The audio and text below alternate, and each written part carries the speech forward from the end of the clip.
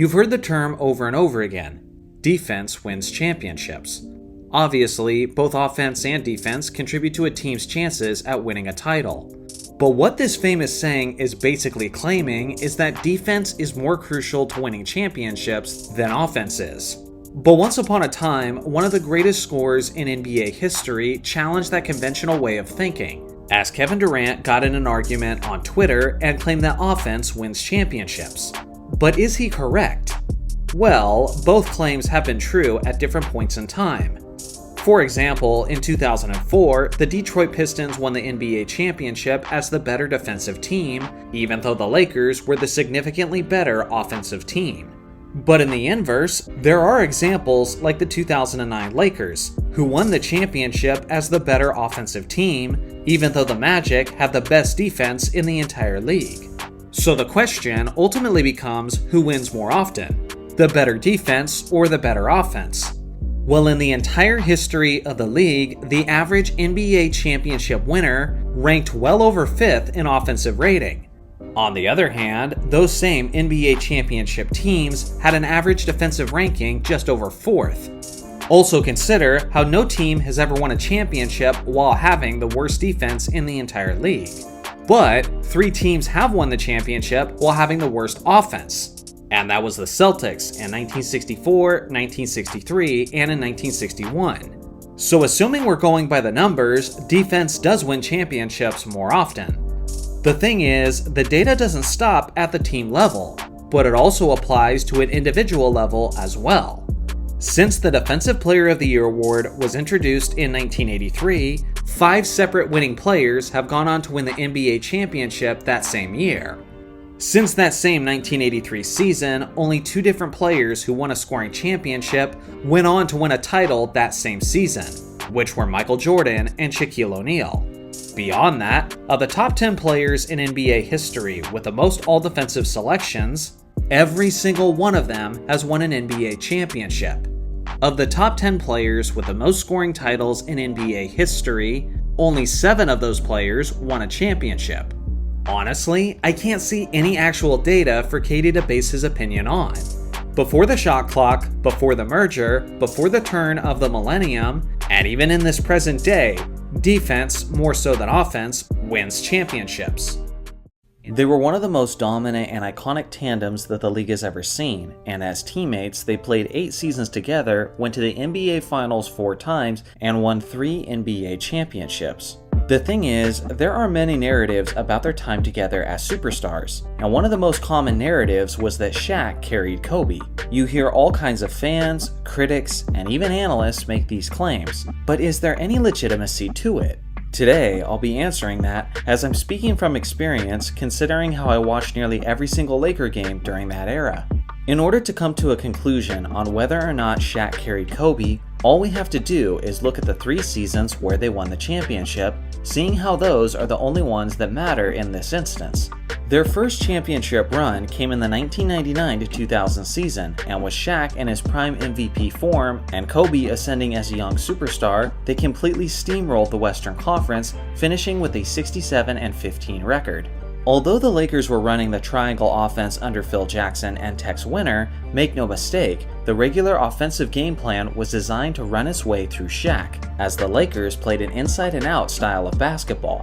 Kobe would have plenty of opportunities in isolation plays, but the vast majority of the time, the Lakers were looking to feed the big man down low. It was normal for Phil Jackson to ask Kobe to stop looking to score so much in order to get Shaq more involved. But when Shaq was having scoring streaks of his own, Jackson almost never reined him in order to give Kobe more opportunities, which is further evidence that Los Angeles looked to run their offense primarily through O'Neal.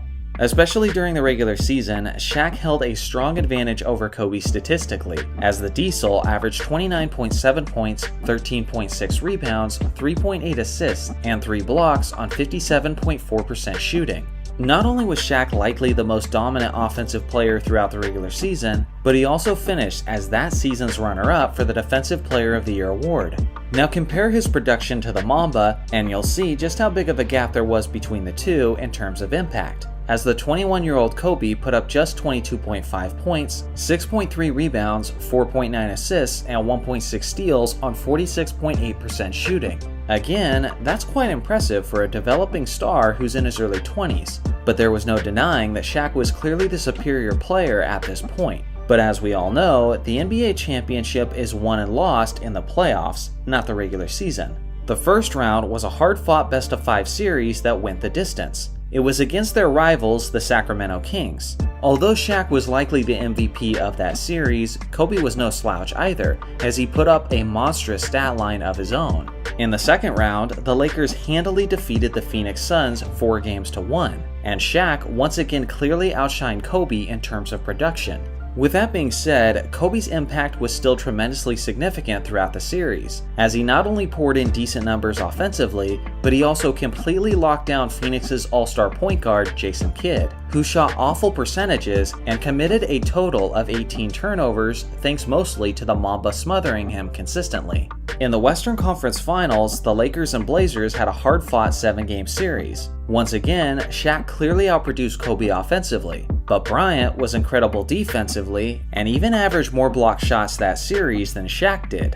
One thing that's often forgotten is that the Lakers were heading into the fourth quarter of Game 7 trailing by a whopping 13 points. And although the famous lob from Kobe to Shaq is the iconic moment in people's minds, many people don't realize that it was Kobe who led the charge that saved the Lakers season, as he outscored Shaq, out-assisted him, out-rebounded him, and out-blocked him with half the amount of turnovers. In other words, one may go as far as saying that Kobe was the one who carried the Lakers in the most crucial game of their season.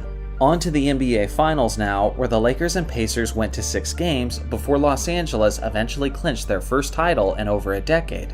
Shaq was named the Finals MVP of that series, and rightly so, as he completely and utterly outclassed Kobe statistically, while playing in all 6 games, compared to Kobe, who missed nearly 2 whole games due to his famous ankle injury. Bryant did have that iconic overtime sequence in Game 4, where he took over the game after Shaq had fouled out and hit 3 incredibly clutch shots to seal the win for Los Angeles. Based on that game alone, you have to recognize that Kobe at least had somewhat of a positive impact on the series. But given how much Shaq dominated throughout the rest of the series, it still may be fair to say that O'Neal carried the Lakers in these finals. The thing is, in all 3 of the Lakers' championship runs, the NBA championship was likely decided in the Western Conference Finals, since the 2 best teams overall were clearly represented by the West. If Kobe doesn't come up clutch to defeat Portland in 7 games, then Shaq isn't able to dominate the NBA Finals in the first place. So in conclusion, is it fair to say that Shaq carried Kobe in the 2000 season? I would say that it's at least plausible, and I would respect someone's opinion either way. But one thing that can't be argued is that Shaq was clearly Batman in their first championship run, while Kobe played the more complementary role of Robin. Now let's tackle the 2000 to 2001 season. Kobe's individual skills took a huge leap forward this season, as him and Shaq had nearly identical scoring averages at the end of the regular season. But that's where they began their historic undefeated run through the Western Conference playoffs. Once again, it was the popular belief among people who followed the NBA that the Western Conference was much stronger than the Eastern Conference during this era. And with that being said, Kobe was arguably the best player on the Lakers during those inter-conference battles, as he efficiently filled up the stat sheet and dominated the game on both ends of the court. One of their more crucial series was their sweep over the first-seeded San Antonio Spurs in the West Finals, and in that series specifically, Kobe was almost certainly the MVP of that 4-game stretch. When the NBA Finals came, it was O'Neal who yet again dominated on a historic level, putting up completely insane numbers regardless of the fact that he was being defended by that season's Defensive Player of the Year, Dikembe Mutombo. Considering how Kobe was arguably the best in the West playoffs, it would be insanely inappropriate to say that he was carried this season, regardless of the fact that Shaq was the definitive Finals MVP against Philadelphia. In conclusion, Kobe was not carried in 2001. This brings us now to the final championship year of the Lakers three-peat, the 2001 to 2002 season. Shaq's regular season numbers indicated that he was still the premier player in Los Angeles, but Kobe put up solid all-around numbers of his own, as the Lakers finished the regular season with a 58-24 record. Once again, Kobe was pretty solid throughout the Western Conference playoffs, as they had a tough road through Portland, San Antonio, and Sacramento. He wasn't as efficient as the previous postseason, but he still produced greatly and made plenty of timely baskets that were the difference in many close games. In the 7th and deciding game against Sacramento, Kobe dropped 30 points, 10 assists, and 7 rebounds. Without his impact, Sacramento are the ones that win that series. Of course, the refs might have had something to do with that too, but that's a topic for another video. With all of that being said, Shaq consistently outproduced Kobe this postseason, and in the NBA Finals against the New Jersey Nets, the Diesel was the main reason the Lakers swept them so handily, as he deservedly won his 3rd straight Finals MVP. Shaq absolutely dominated, as he broke the NBA Finals record for the most points scored in a 4-game series. This completely overshadowed Kobe's terrific performance, as the Mamba scored roughly 27 points per game on insanely efficient shooting splits. Although Shaq deserved every Finals MVP he got, you can't deny Kobe's crucial impact when the games mattered the most. For this reason, the conclusion is that Kobe was not carried by Shaq in the 2002 season. Now let me make this extremely clear. As we reflect and evaluate the Lakers three-peat, the evidence is clear that Shaq was the best player during those championship runs. And frankly, it wasn't all that close. He was Batman and Kobe was Robin. Whoever argues otherwise either simply didn't watch or is just being an extremely biased Kobe fan. Kobe was between the ages of 20 to 22, while Shaq was in his late 20s and in the prime of his career. Considering where they were at in their careers, it's understandable that this is how the pecking order unfolded. Even with this being said, I think it's extremely disrespectful to Kobe's contribution to say that Shaq carried him. When I think of the word carried, I think of LeBron dragging an injury-laden Cavs team to the NBA Finals in 2018.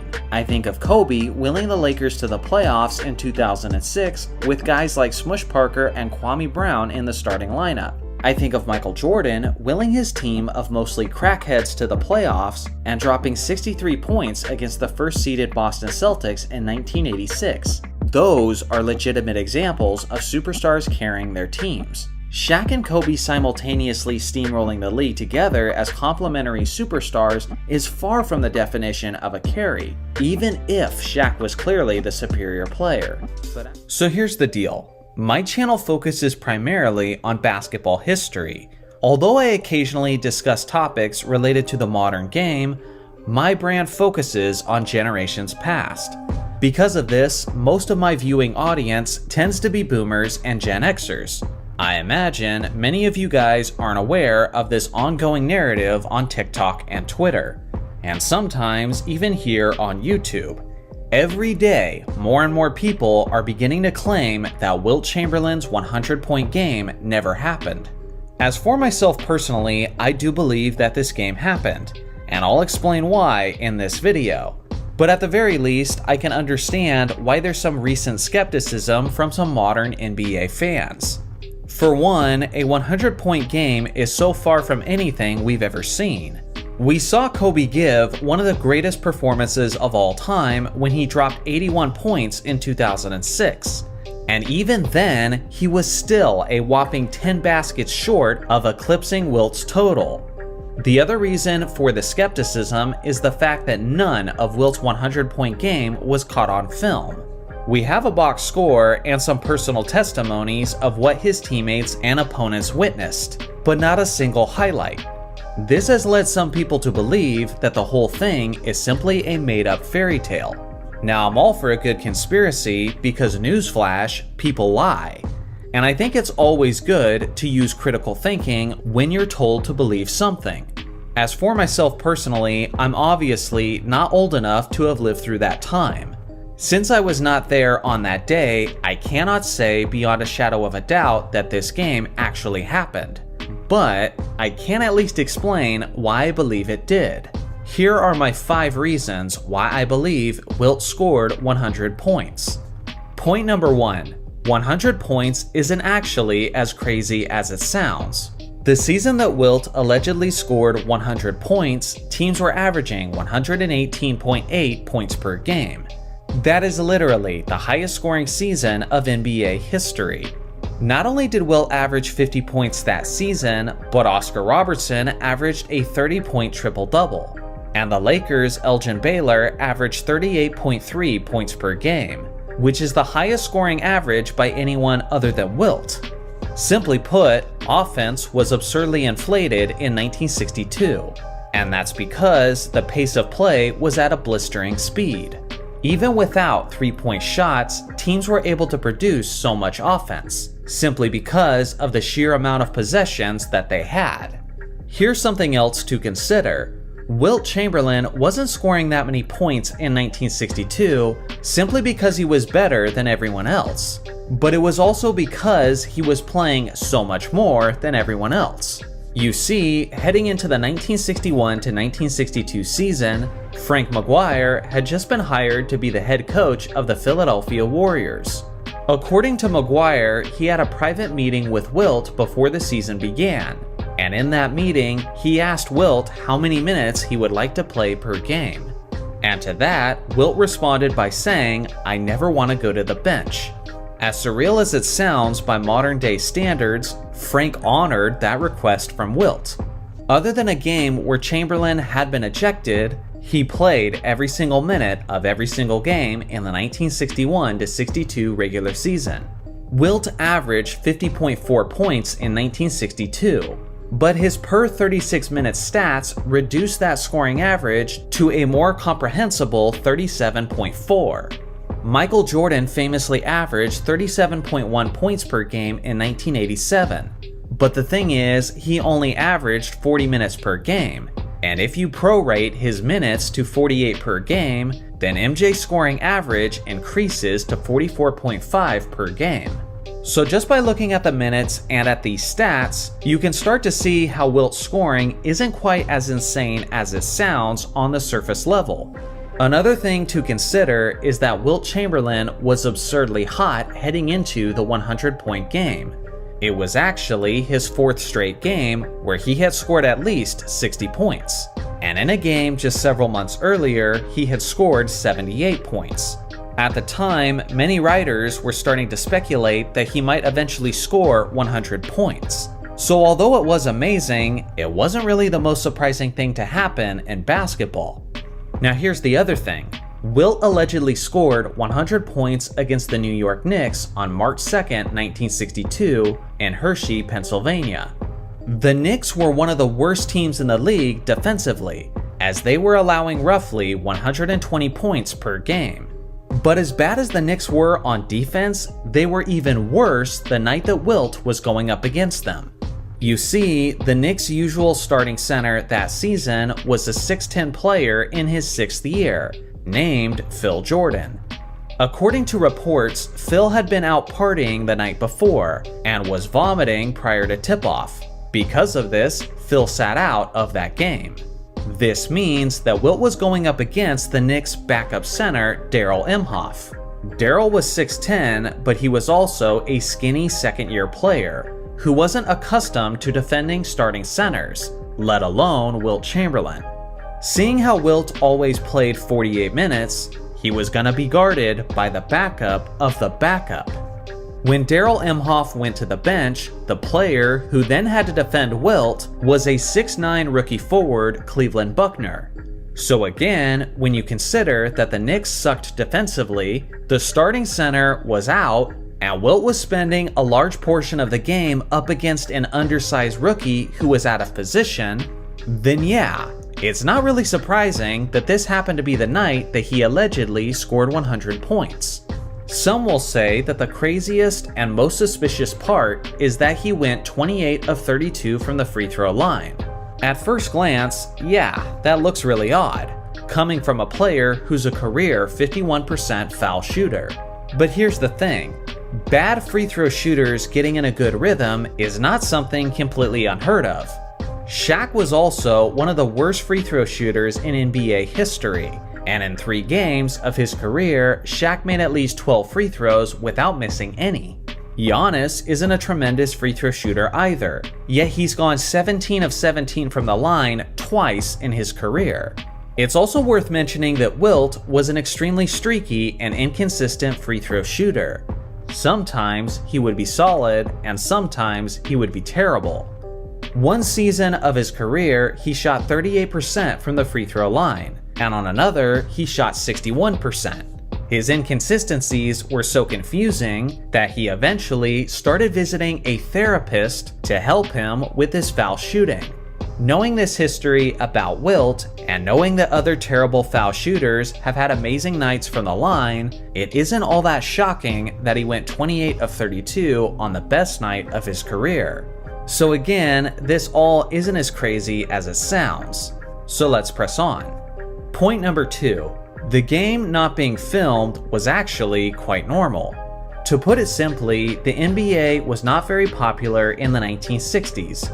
Sure, some games were on television, but those were usually NBA playoff games with a tape delay.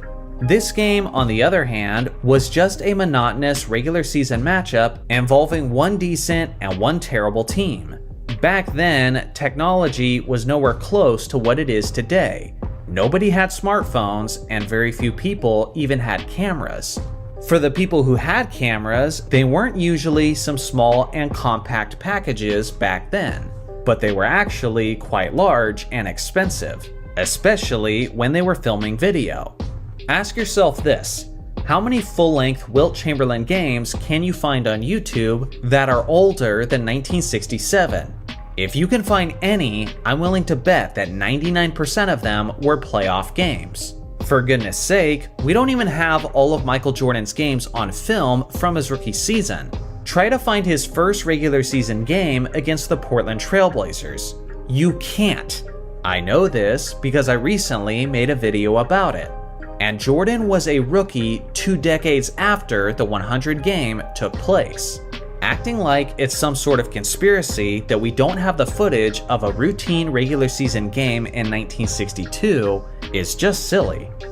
Point number 3, the era of America they played in. Players like Bill Russell and Wilt Chamberlain have spoken at length about their experiences as a black player in the NBA in the 1960s.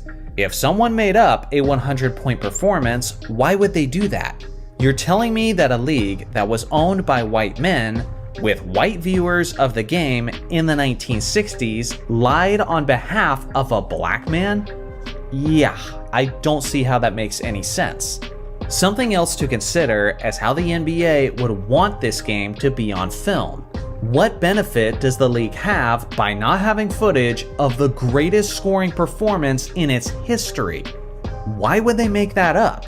If anything, they might stage the performance with a scripted outcome. That way, they have it on film to draw interest to the sport. But the fact that they don't have any footage at all probably drives the league office crazy. And I'm sure they wish Kobe's 81 was actually the top scoring performance. That way, they can monetize it and promote it as such.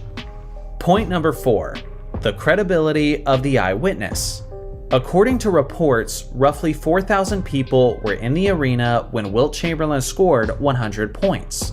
But what almost no one ever mentions is the official statistician. This is Harvey Pollock, and he is in the Hall of Fame. Harvey passed in 2015, but before that, he worked as an official NBA statistician for over 60 years. At the time the game took place, Harvey was in the building as the game's statistician. He was a writer for the Philadelphia Inquirer and for the Associated Press. He is the one who tracked Wilt's stats, and he's also the one who handed Wilt a piece of paper with 100 written on it. And he's the man behind the camera who snapped the most iconic photo in basketball history. If there is anyone with the credibility to provide a trustworthy box score, it's Harvey Pollock. Point number 5, the radio broadcast. A lot of people who claim this never happened because it wasn't on film usually don't know that we actually have the fourth quarter's audio of the radio broadcast. You can listen to snippets of this audio on YouTube where the game is described in detail. Here's an audio clip of the moment Wilt scored 100. 167 to 146. Now let's see if they found somebody quick. Rogers throws long to Chamberlain. He's got it. He's trying to get up. He shoots. No good. The rebound, Luckenbill. Back to Chamberlain. He shoots up. No good. In and out. The rebound, Luckenbill. Back to Ruckwick. Into Chamberlain. He made it. A chipper dunk. He made it. The fans are all over the floor. They stopped the game. People are running out on the court. 100 points. This radio broadcast is actually being preserved in the Library of Congress. So again, if this was all a lie, Harvey Pollock was in on it, the thousands of people who were at the game were in on it, the league was in on it, the government is in on it, and they staged a fake radio broadcast just to convince everyone of the lie. Because reasons, I guess. Friends, just admit it. It would make more sense that this game actually happened than it does about it being this big complex lie that involves thousands of separate individuals who are all complicit. It's one of the reasons that LeBron is so great. I refuse to get into the GOAT debate. I don't care. They didn't play against each other. I do not care. What makes him great, well, a bunch of things, but what has made him great is the fact that he's done it now for 21 years at the highest level. I think it's fair to just say there are different tiers of greatness. By the way, a lot of times we're comparing eras, we're comparing different rules, we're comparing the fact that, like I'll say this with Michael Jordan, and I don't mean this to be controversial, but like everybody talks about all these, the context of this era. Michael Jordan, the Dallas Mavericks were added as the 23rd team in 1981. Jordan was drafted. During his heyday, 6 teams were added to the NBA. There were 90 players added to the NBA. Does that not water down? I'm not talking playoffs, by the way. No chance we're talking playoffs. Does that not water down the regular season to a degree? You lived it, right? You played against some of those teams. You played against the Bobcats. If we add 2 teams in 2 or 3 years, we get a Vegas franchise or a Seattle franchise, you're not telling me that the league for a little bit is going to be a little watered down? Maybe, a little bit. So as you just saw, JJ Redick is back at it again, dropping some of those controversial takes that are sure to rile people up, while literally claiming that he's not trying to be controversial. In this one clip, he mentioned that he doesn't care about the GOAT conversation at all, and then he immediately followed it up by taking a shot specifically at Jordan's era. As for myself personally, I no longer get frustrated with JJ's takes about old school eras. Because to be completely honest, the shade is kind of expected at this point.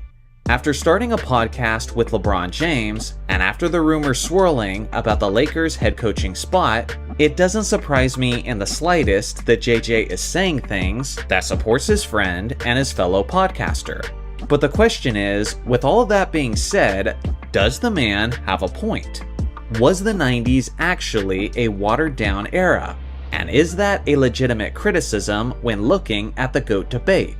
Today, I'll do my best to answer that, as I explain the details of how the expansion worked. Starting things off, let's look at the basics of how the league expanded. At the end of the 1987 to 1988 NBA season, there were 23 teams in the league. With the popularity of the game reaching record heights, the league office desired to expand their product and bring more NBA teams to more cities, which would naturally and dramatically increase revenue over time.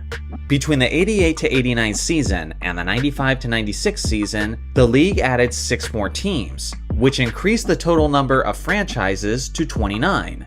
Those teams were the Miami Heat and the Charlotte Hornets in 1988, the Minnesota Timberwolves and the Orlando Magic in 1989, and the Toronto Raptors and the Vancouver Grizzlies in 1995. Now here's the thing, most people don't even understand how these teams were formulated. Contrary to popular belief, they weren't just picking up random water boys and semi-athletic fans out of the stands. But first and foremost, the expansion teams were able to pick players from the other 23 teams in the league. But obviously, they couldn't just pick any players that they wanted. Otherwise, an expansion team would become an overpowered super team in their first season. There were specific rules in place for the expansion draft, and the first one is that each pre-existing team in the league could protect up to 8 players on their roster, but after that, everyone else was up for grabs. The second major rule was that each team in the league would only give up one player in order to form the two expansion teams. Obviously, this wouldn't leave many immediate all-stars for the expansion teams to select, but they were able to get some quality pieces, like the famous enforcer Rick Mahorn, the prolific scorer Reggie Theus, and the NBA's record holder for the most assists in a single game, Scott Skiles.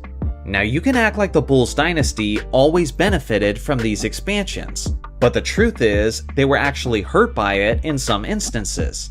For example, BJ Armstrong was one of the best three-point shooters in the entire league, and had just been an NBA All-Star the year prior. But because of the expansion draft in 1995, he was taken from the Bulls with the first overall pick, severely weakening the strength of Chicago's roster. So ultimately, an important detail to remember is that the expansion teams were made up of quality NBA players, and it was the responsibility of the other 23 teams, Bulls included, to then fill their roster spot, with either a player from the draft or through free agency. So now that we understand how the expansion teams were created, and that it wasn't just a collection of scrubs like JJ Redick makes it seem, it's time for me to make my next major point. Expansion teams typically don't stay awful for very long. The NBA is constructed in such a way where it's a league that tries to naturally maintain a competitive balance. Although expansion teams don't have many all-star level players in their first season, they do start accumulating top draft lottery picks rather quickly, thanks to their low seeding. And it's also worth mentioning that they usually have plenty of cap space to make moves in the offseason. Sure, the Charlotte Hornets began playing in the 88-89 season, but by the 92-93 season, they had a stacked roster, with stars like Alonzo Mourning, Larry Johnson, and Kendall Gill, and made it all the way to the Eastern Conference semifinals. The Miami Heat also began playing in the 88-89 season, but they were a playoff team by the 91-92 season, and by the 96-97 season, they were legitimate title contenders, who were stacked with all-stars, won 61 games, and made it all the way to the Eastern Conference Finals. Then you had the Orlando Magic and the Minnesota Timberwolves, who began playing in the 89-90 season. Yes, the Wolves were bad, and stayed bad for a long time. But at this point, I think we can tell that this was mostly because of bad management, and not necessarily because they were an expansion team. The Orlando Magic were able to get guys like Shaquille O'Neal and Penny Hardaway because of their low seeding, and by 1994, they were legitimate title contenders. They were the only team to eliminate Jordan's Bulls after they begun winning championships, and the Magic even went on to the NBA Finals in 1995. So what I just explained is that 3 out of those first 4 expansion teams were not only decent, but were extremely competitive within a few years. Before the Bulls even started their second three-peat, 3 out of those 4 teams were legitimate obstacles for Chicago. Now for the last 2 expansion teams, you have the Toronto Raptors and the Vancouver Grizzlies, who began playing basketball in the 95-96 season. And yes, those 2 teams did stay awful throughout the entirety of the Bulls' second three-peat. So here's what you need to consider. In the 95-96 season, where the Bulls famously finished with a 72-10 record, the Grizzlies were in the West and the Raptors were in the East. In that record-breaking regular season, the Bulls had a 2-0 record against the Grizzlies and a 3-1 record against the Raptors. Now, if those expansion teams didn't exist, and those 5 victories were against regular NBA teams instead, then yeah, it's at least possible that the Bulls win less games, and maybe they finish with 69 or 70 wins instead of 72. But I mean, in order for that to happen, you have to assume that the Bulls would have had a 3-3 record against the average NBA team. And considering the fact that they went 67-9 against the rest of the league that season, I would say that that's a pretty big assumption. I think you guys are starting to see my point. The impact that the expansion era had on the Bulls dynasty is negligible when you understand the full context. If you were to go back in time in the summer of 1995 and you were to ask the Bulls management, would they rather keep their sharpshooter BJ Armstrong, or would they rather not have the Toronto Raptors standing in their path in the Eastern Conference? I think their answer would be rather obvious. Of course, they would rather keep their quality player. Now imagine, it's 1998, Michael Jordan just epically defeated the Utah Jazz with a 45-point performance in Game 6 of the NBA Finals to win his 6th championship and 6th Finals MVP. And in an interview, you get to tell MJ to his face that he's not the greatest player of all time because the Toronto Raptors and the Vancouver Grizzlies exist. Yeah. Someone needs to tell JJ Redick that that's as ridiculous as it sounds. The NBA has had many questionable things happen throughout its history. We all know about the refereeing drama of the 2002 Western Conference Finals, which is a series that Tim Donaghy refereed, who was later convicted for crimes related to betting on basketball games, some of which he actually called. There's been other suspicions, like the legitimacy of how the Knicks landed Patrick Ewing in the 1985 NBA draft, and even how the Lakers landed Lonzo Ball in the 2017 draft. In 2004, David Stern was asked who his dream matchup would be in the NBA Finals, and he said the Lakers versus the Lakers. Yes, the former commissioner of the NBA actually said that while he was the commissioner of the NBA. If he was smart in that moment, like a lot of dishonest politicians are, then he would have known not to give a direct answer to that question. But the reason he gave that answer was obvious. The Lakers brand is a draw for both players and fans, and the Lakers being in the NBA Finals is usually a guarantee of fantastic TV ratings, which was great for David Stern and the league office. This was especially the case in the early 2000s, when you could see the major contrast in interest and viewers between whenever the Lakers were in the finals compared to whenever the Spurs were in the finals. The combination of David Stern's comments with all of the controversial events that took place during that era have led many fans to question the legitimacy of the league's history as a whole. Some have even gone as far as claiming that the entire NBA is scripted. The championship winners are predetermined, and the league is controlled in such a way that only supports its own self-interests. Now, do I personally believe that there are some shady decisions in the NBA's past? Absolutely. There's way too much smoke for there not to be some fire. But do I believe the NBA is scripted as a whole? Of course not. Simply because there's some things that you just can't script. If all of the details of the league were scripted, then there's several enticing NBA Finals matchups that we would have got instead rather than the ones that actually happened. Today, I'm going through some of those Finals matchups, breaking down what made them enticing and why the league office wanted it. And yes, there will be heavy representation from the Lakers since David Stern made it abundantly clear that they were often the team that the league wanted. 1997, Bulls vs. Rockets. This was very nearly the matchup that we got, but thanks to John Stockton's buzzer-beating three-pointer in Game 6 of the West Finals, the NBA Finals matchup became the Bulls and the Utah Jazz. Between Michael Jordan's Bulls and Hakeem's Rockets, the '97 Finals would have been represented by the two players who accounted for the NBA's past 6 championships leading up to those finals. The Bulls would have had their usual core of Jordan, Pippen, and Rodman, while the Rockets had a super team of their own, of Hakeem Olajuwon, Charles Barkley, and Clyde Drexler. All 3 of these Rocket stars were selected to be NBA All-Stars, as each player pitched in around 20 points per game.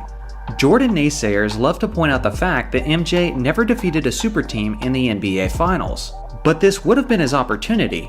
Sure, some point out that the Rockets team was older and past their prime, but I never really bought that as valid criticism, since all the Bulls and Jazz stars were in their mid-30s as well, just like the Rockets. Whenever Jordan's Bulls were in the finals, the TV ratings were through the roof, but this matchup likely would have taken it to another level. 2006, Lakers vs. Heat. Now this matchup certainly wasn't in the realm of possibility in an unscripted league, considering how Kobe had teammates like Smush Parker, Luke Walton, and Chris Mim in the starting lineup. But if the league could have any scripted matchup that it wanted, this would have been it. We were recently removed from the Shaq and Kobe split in the summer of 2004, and the two players' icy relationship had made for some must-see television whenever they met up in the regular season. For example, the two players squared off in the Christmas Day game in 2004, and this was the most watched Christmas Day game in NBA history. It had a TV rating of 7.3 for a total of 13.2 million viewers. To put that in perspective, that Shaq and Kobe regular season game had more viewers than any NBA Finals game of the last 2 seasons. A Shaq vs. Kobe Finals matchup recently after their split would have been a dream come true for the league office. 2009, Lakers vs. Cavaliers. Not only the league office, but the majority of NBA fans would have preferred this matchup compared to the Lakers and Magic one that we got.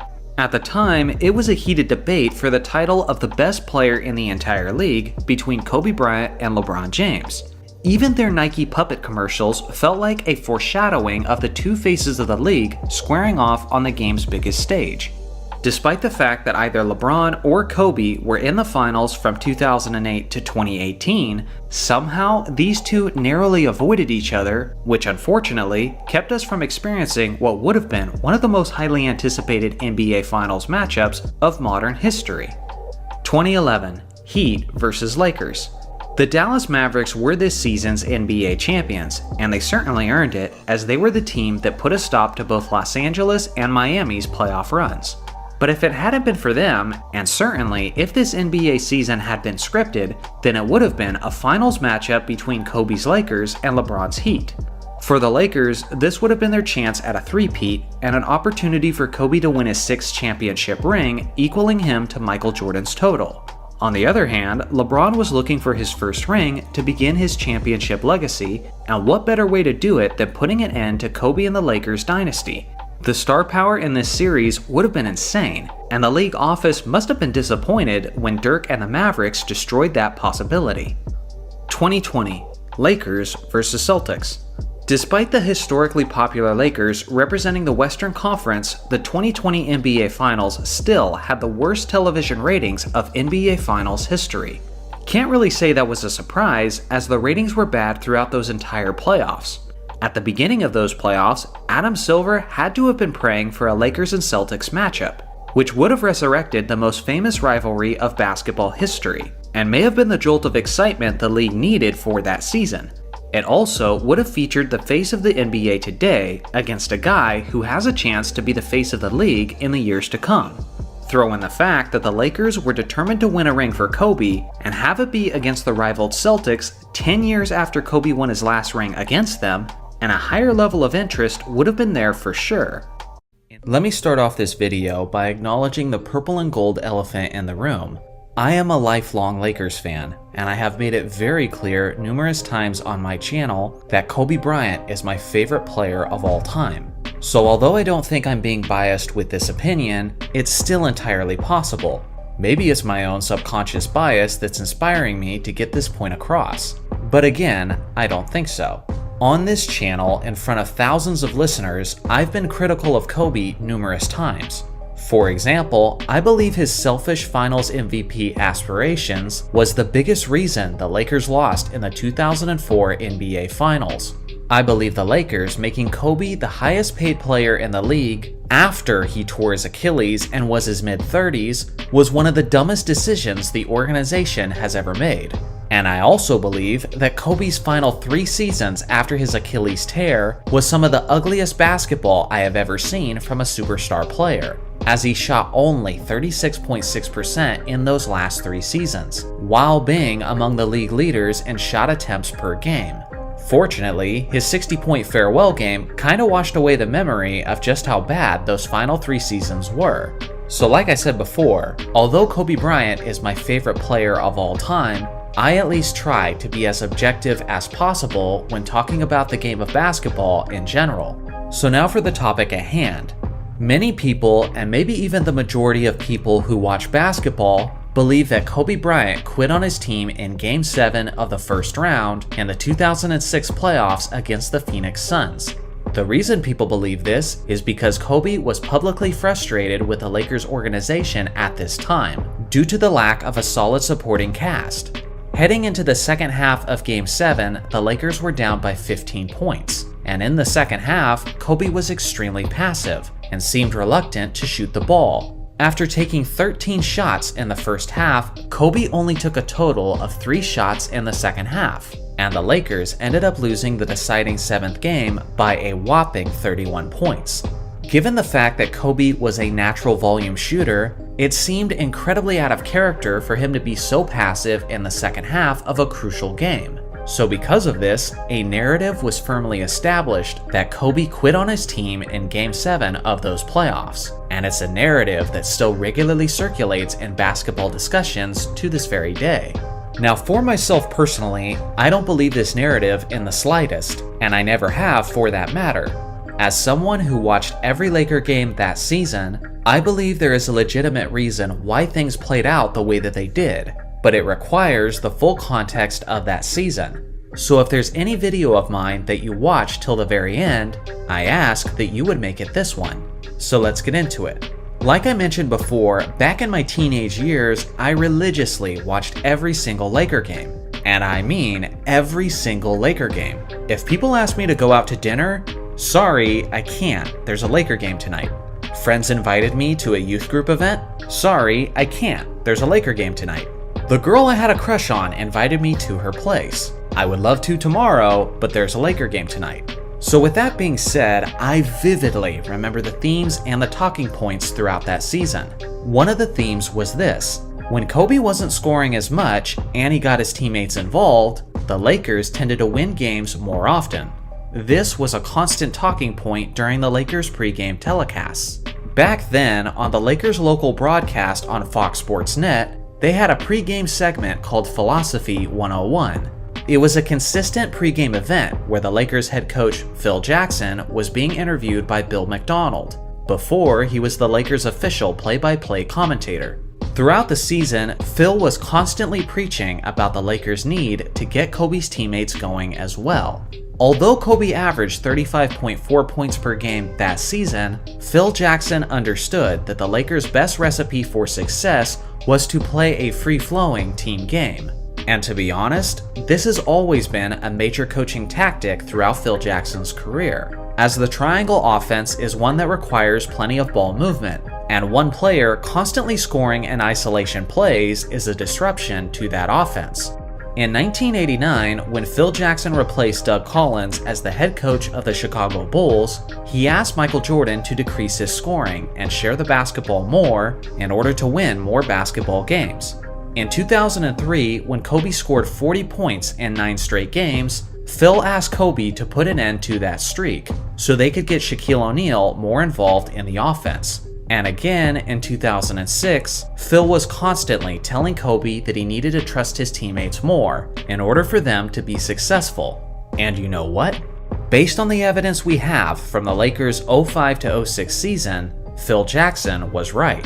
When it came to Kobe's scoring, there was a sweet spot for the Lakers that season. Phil Jackson knew this, the Lakers broadcast crew knew this, and I, as a frequently spectating Lakers fan, came to learn this. In the 05-06 regular season, in games where Kobe scored 27 to 34 points, the Lakers had a remarkable 15-3 record.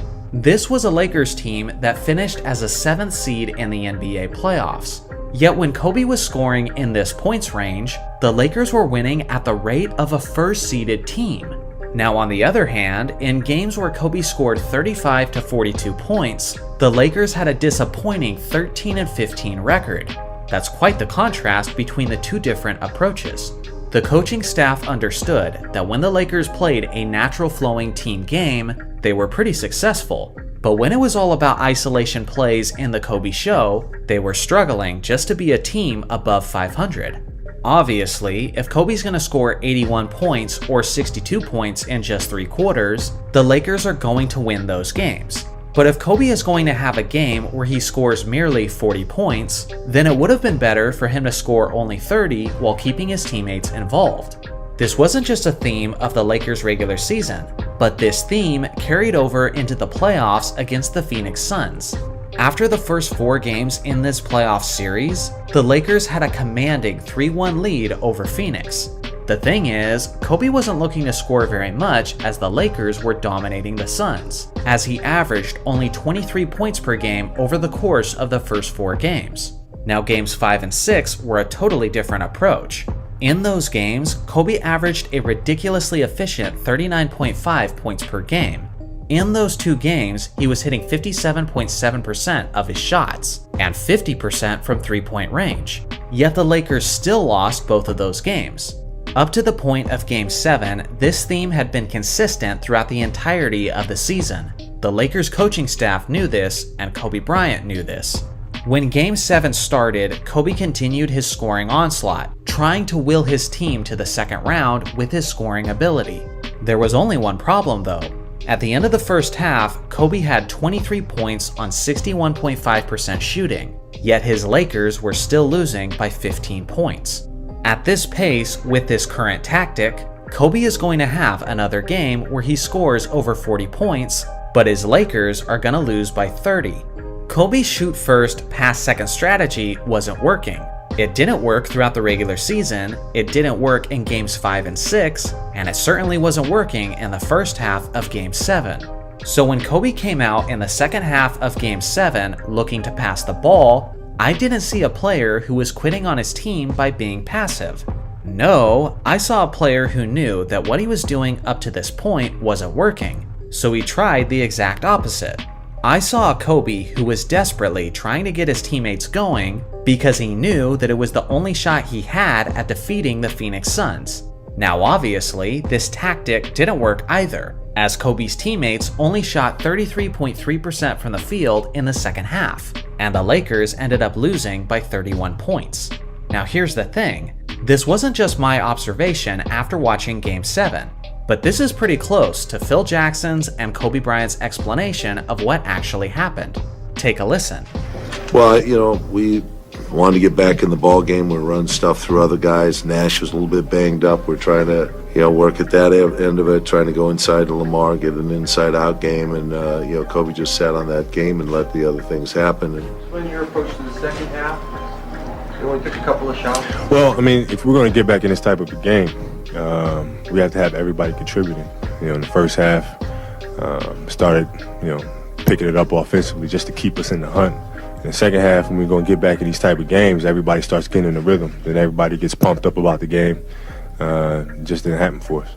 So now you're trying to tell me that Kobe freaking Bryant, one of the most driven, hardworking, and competitive athletes in human history, just laid over and accepted defeat? Are you serious?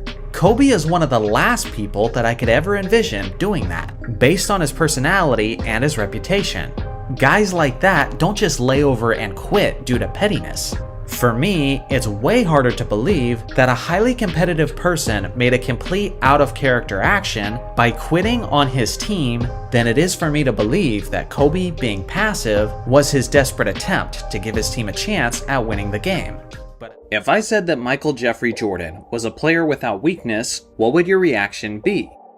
A lot of people do believe that Michael Jordan was well versed in just about every aspect of basketball. But then there are others that do believe he has one significant weakness, and they will harp on this detail over and over again whenever they're making comparisons to their favorite players. Allegedly, Michael Jordan was a terrible three-point shooter. It makes sense why some fans say this. For his career from three-point range, Michael Jordan shot a career average of 32.7%, and Kobe Bryant shot a career average of 32.9%, and LeBron James currently has a career average of 34.8%. You also have to consider the fact that MJ's career average really should be a little bit lower, because from 1994 to the end of the 96 to 97 season, the NBA actually shortened the three-point line from 23 feet 9 inches to 22 feet. And understandably, league averages from three-point distance went up, and a guy like Michael Jordan had some of his best three-point shooting seasons during that time. I can only imagine how much guys like Carmelo Anthony or Kobe Bryant would have benefited from that shorter three-point line, since they were guys who excelled at long two-point shots. Regardless, it's not like the gap between MJ, Kobe, and LeBron is all that significant from three-point range. But the fact remains, in the regular season, they do have a better career three-point shooting percentage. The thing is, I think this aspect of three-point shooting and Michael Jordan is a bit more layered and complicated than some people realize. A lot of Michael Jordan fans like to bring up the 1992 NBA Finals, and in this series, Michael Jordan famously set the NBA Finals record for most three-pointers made in a half, and tied the NBA record for the most three-pointers made in a game. This was stunning at the time, but I think what's really crucial is understanding the context leading into that series.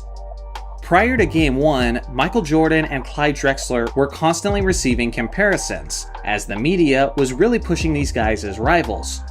Before the first game started, there was an interview with Clyde Drexler, and he had this to say: "But all things equal, we don't mind him shooting threes. We really don't.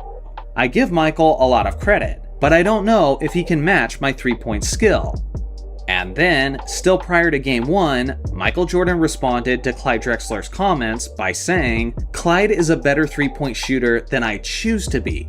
Clearly, it sounded like MJ took it personally, and obviously, what ensued was that record-setting three-point performance, as he showed Clyde and the rest of the world what he was capable of as a three-point shooter. Now, some Michael Jordan critics will point out the fact that MJ was pretty open on most of these three-point shots. And to that I say, well, duh. The Blazers literally said that they didn't think highly of Michael Jordan's three-point shooting heading into that game. They were daring him to take those shots, and that's why they started defending him just a little bit more on his latter shots. But then MJ critics will say you can't just call him a great three-point shooter based on one playoff series. And to that I say, you're absolutely correct. So let's dig a little bit deeper into the details. Now first off, let me point out the fact that Michael Jordan was objectively a terrible three-point shooter in his first 4 seasons in the league. In his rookie season, he only shot 17% from that distance. In his second season, he also shot 17%. His third season was 18%, and his fourth season was 13%.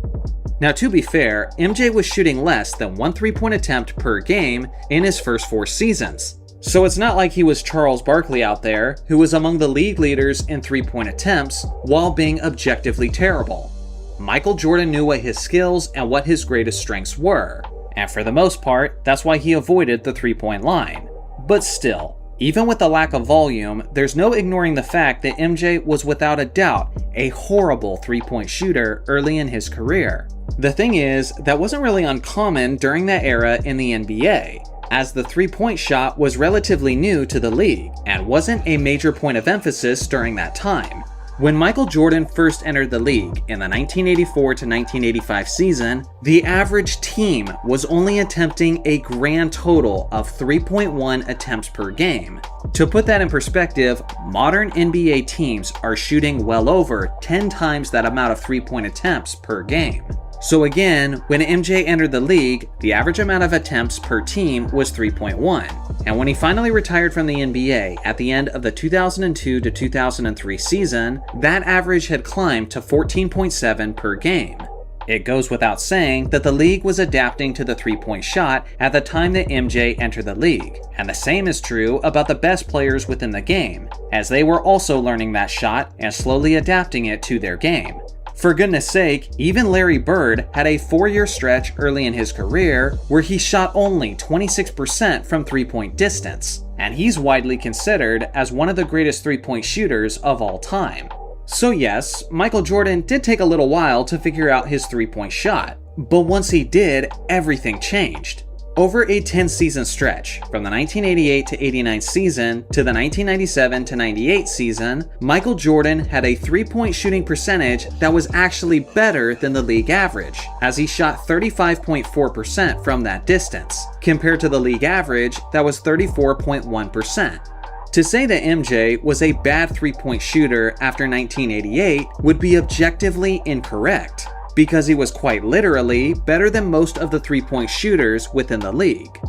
But here's the craziest part about Michael Jordan's 3-point shooting. Whenever anybody uses this criticism against MJ, they're always focusing purely on the regular season numbers. And as per usual with Jordan, he was much better in the playoffs and even better in the NBA Finals. For his career, he shot 32.7% in the regular season, And in his playoff career, he shot 33.2%. And in the NBA Finals specifically, he shot 36.8%. Now, some people will point out that some of those final series actually had the shorter three-point line. If you count only the times where the three-point line was at its full distance, then MJ was even better at 40.9%. Kobe Bryant in the NBA Finals was a career 31.4%. LeBron James was a career 35.2%, and Kyrie Irving was a career 36.2% in the NBA Finals. Now let me know, did you guys grasp that? Everybody focuses on the regular season, but MJ was better when the games mattered the most. He was better than guys like Kobe, LeBron, and Kyrie Irving on the game's biggest stage by a mile. Yet for some reason, MJ's critics choose to ignore this fact. Now, am I trying to make the point that Michael Jordan was a great or even an elite three-point shooter? No, I'm not. I'm simply trying to make the point that you probably couldn't call this a weakness. This aspect of Michael Jordan's game is way too scrutinized, and when you understand the full scope and the full context of his NBA career, he was actually a pretty solid three-point shooter. But here's the most important part. Michael Jordan didn't care about all of this nearly as much as me and you. Because in an interview after his record-setting NBA Finals game in 1992, he had this to say about his three-point shooting. Take a listen. My three-point shooting is something that I don't want to excel at because it takes away from all phases of my game. My game is a fake drive to the hole, penetrate, dish off, dunk or whatever. And when you have that mentality, as I found out in the first game, of making threes, you don't go to the hole as much. You go to the three-point line and you start sitting there waiting for someone to find you. And that's not my mentality. And I don't want to create that because it takes away from my other parts of my game. Now that you've heard Jordan's thoughts, ask yourself, do you or I know the game of basketball better than the guy who most people think is the greatest player of all time? MJ didn't think it was an important and crucial aspect to his game, and he seemed to be right, as the results paid off as he won 6 championships in the span of 8 seasons. The problem is that modern NBA fans look at this highly inflated three-point shooting era and compare the standards of the modern league to Michael Jordan, who played 30 years ago.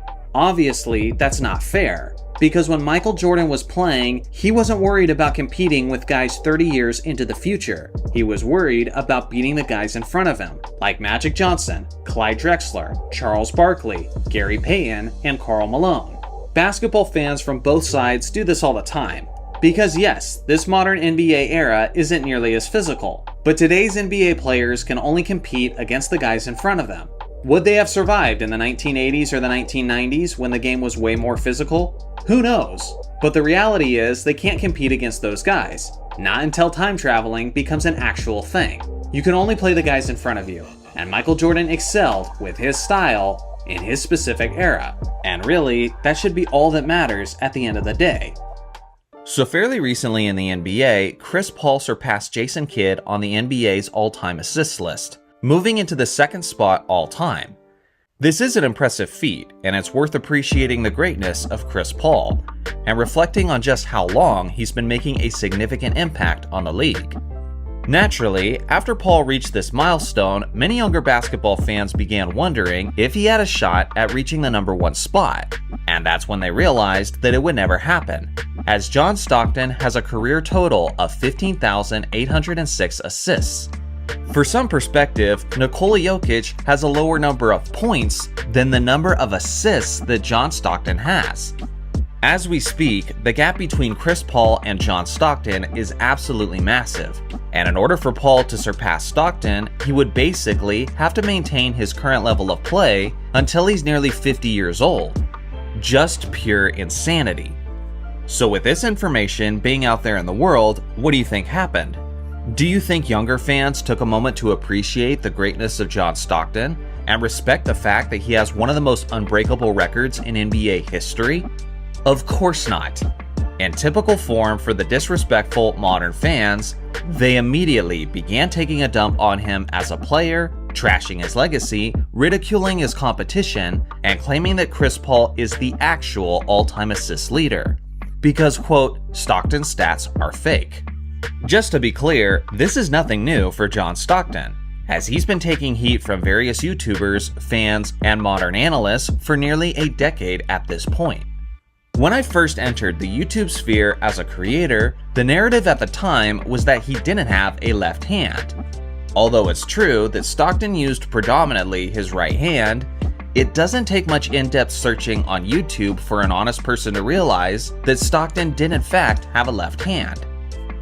The next predominant narrative was that John Stockton was the beneficiary of biased statisticians, as many YouTubers and analysts have claimed that Stockton's assist numbers were artificially inflated by Utah statisticians, which is why his numbers ended up being so outlandish. And then, the next predominant narrative was that he wasn't all that special of a point guard because he played with Karl Malone, who was one of the major reasons why those assist numbers got so high. Those three negative narratives, the left hand, the fake stats, and the Karl Malone handicap, are the main things I'm dissecting in this video. So sit back and enjoy as we uncover the truth behind the legacy of John Stockton. First off, the left hand. To my understanding, this entire narrative started when a YouTuber by the name of the NBA Storyteller made this video. And in short, his conclusion was basically that John Stockton didn't have a left hand. Allegedly, he couldn't dribble with it, pass with it, drive with it, or even finish with it. At the very least, I respect observant individuals who are able to spot certain trends that others may miss, but also a person who's bold enough to make their claim even if they know they're going to take heat for it in return. That's what the NBA Storyteller did with this video, so I gotta give him credit for that, because the footage tells us that Stockton leaned heavily upon his dominant right hand. The thing is, I think this is a product of the era he played in. Back when Stockton was a young player, defensive players can hand check the ball handler, as they essentially steered the offensive player in the direction that they wanted him to go. Also consider how difficult it is to do stuff like crossover dribbles and various moves with both hands when the defensive player is allowed to be up in your jersey with his hand on you. Naturally, this forces the offensive ball handler to be more protective with the basketball, meaning he would often be backing down a player from the three-point line, and the ball is in his dominant hand as a way to be more secure with the rock. This wasn't just something that Stockton did, but it was a regular part of Magic Johnson's game as well.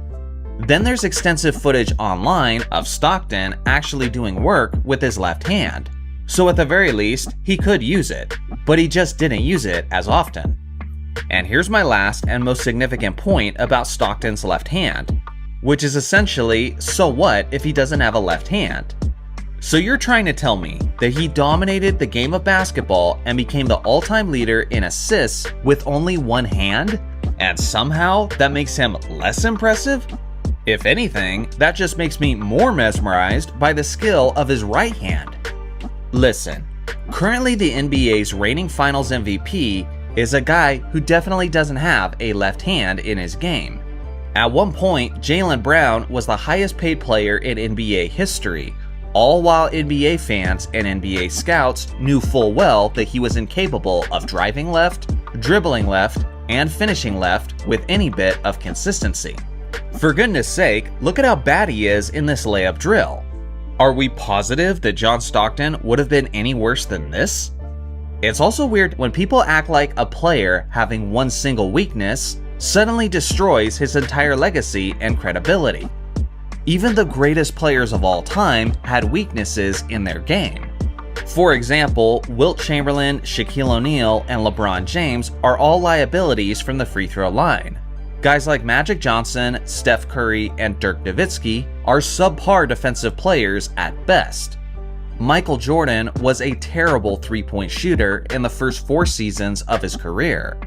I could go on, but the point is that if these weaknesses of these great players don't fully invalidate their legacies, then why should that be the case for John Stockton? Let's get into the next one, the alleged fake stats. The narrative is that Stockton got homebrewed stats for his games in Utah because the biased Jazz statisticians wanted to make their guy look better. Tom Habistro covered some of this when he made his famous critical piece about Michael Jordan's 1988 season. Is there some truth to these home-cooked stats? Possibly. And there's been some examples surfacing online that look pretty damning for Stockton. The thing is, basketball is an imperfect sport, recorded by imperfect people. Not only do I expect there to be mistakes, but I fully expect there to be instances where players are artificially elevated by their supporters. When I did my own video covering Michael Jordan's 1988 season, I found a lot of evidence that specifically some of his steals numbers might have been juiced in some instances. And guess what, guys? I've been doing research for my video about LeBron's assists, which will be dropping next month. And I can promise you in advance that there's some fishiness to his numbers as well. I don't care who the star player is. If you look hard enough, you're always going to be able to find instances where the numbers were inaccurate in their favor. So that's the first major part of my point, but the next one is maybe even more important. Let's really delve into these quote home-cooked stats. First off, what you need to know is that there is a different statistician for home and away games. For example, when the Lakers play in Los Angeles, their stats will be tracked by their own statistician. But when they travel to Utah, their stats will be tracked by the Jazz statistician. And this is why people make the accusations that certain players benefited from home-brewed stats. So let me give you some examples.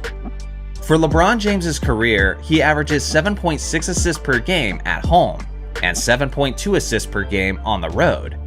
So immediately, some of you might be looking at this and assume that there's some shenanigans going on. But the reality is, general NBA players always play better at home. They have the advantage of the home crowd. They're sleeping in their own bed, they're not jet lagged from all the traveling, and they're present with their families in their routines.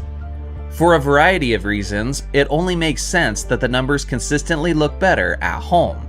So let's look at some other great facilitators. In Magic Johnson's career, he averaged 12.2 assists at home and 11.6 on the road. Chris Paul has averaged 9.6 assists at home and 9 assists on the road. And then John Stockton averaged 10.9 assists at home and 10.1 on the road. So immediately, the one thing that stands out is that Stockton has the largest discrepancy between home stats and road stats. So maybe there actually is something behind these allegations. But keep in mind that the difference between his gap and Chris Paul's gap is 0.2 assists per game. Not really something that's shaking up the all-time rankings by any significant extent. So let's just assume that we can only go by Stockton's numbers in his away games. If you adjusted his home game averages to be the same as his road numbers, Stockton still would have finished with around 15,190 assists, meaning that even without the home game boost, he would still have a lead over Chris Paul greater than 3,000 assists. It would still be virtually impossible for CP3 to be even close to catching Stockton before he retires. So at the end of the day, this narrative that Stockton is only the leader because of the home-cooked stats is not only stupid, but it's completely asinine to even suggest it. Lastly is the criticism that he's only the NBA's all-time leader because he played alongside of Karl Malone. Well, let me start things off by saying that I don't think anyone is ruling out the fact that Malone obviously boosted Stockton's assist numbers. I mean, for goodness sake, the mailman was one of the greatest power forwards in NBA history. He was a two-time league MVP, and he's the game's third leading scorer on the all-time list. But to be fair, who is Kobe without Shaq? Who is LeBron without Wade? Who is Magic without Kareem? And who is Michael Jordan without Scottie Pippen? Every all-time great benefited from some significant help. So to pick and choose which ones to disqualify is completely unfair unless you do it to the rest of the field as well. In his career, John Stockton and Karl Malone played a total of 19 seasons together.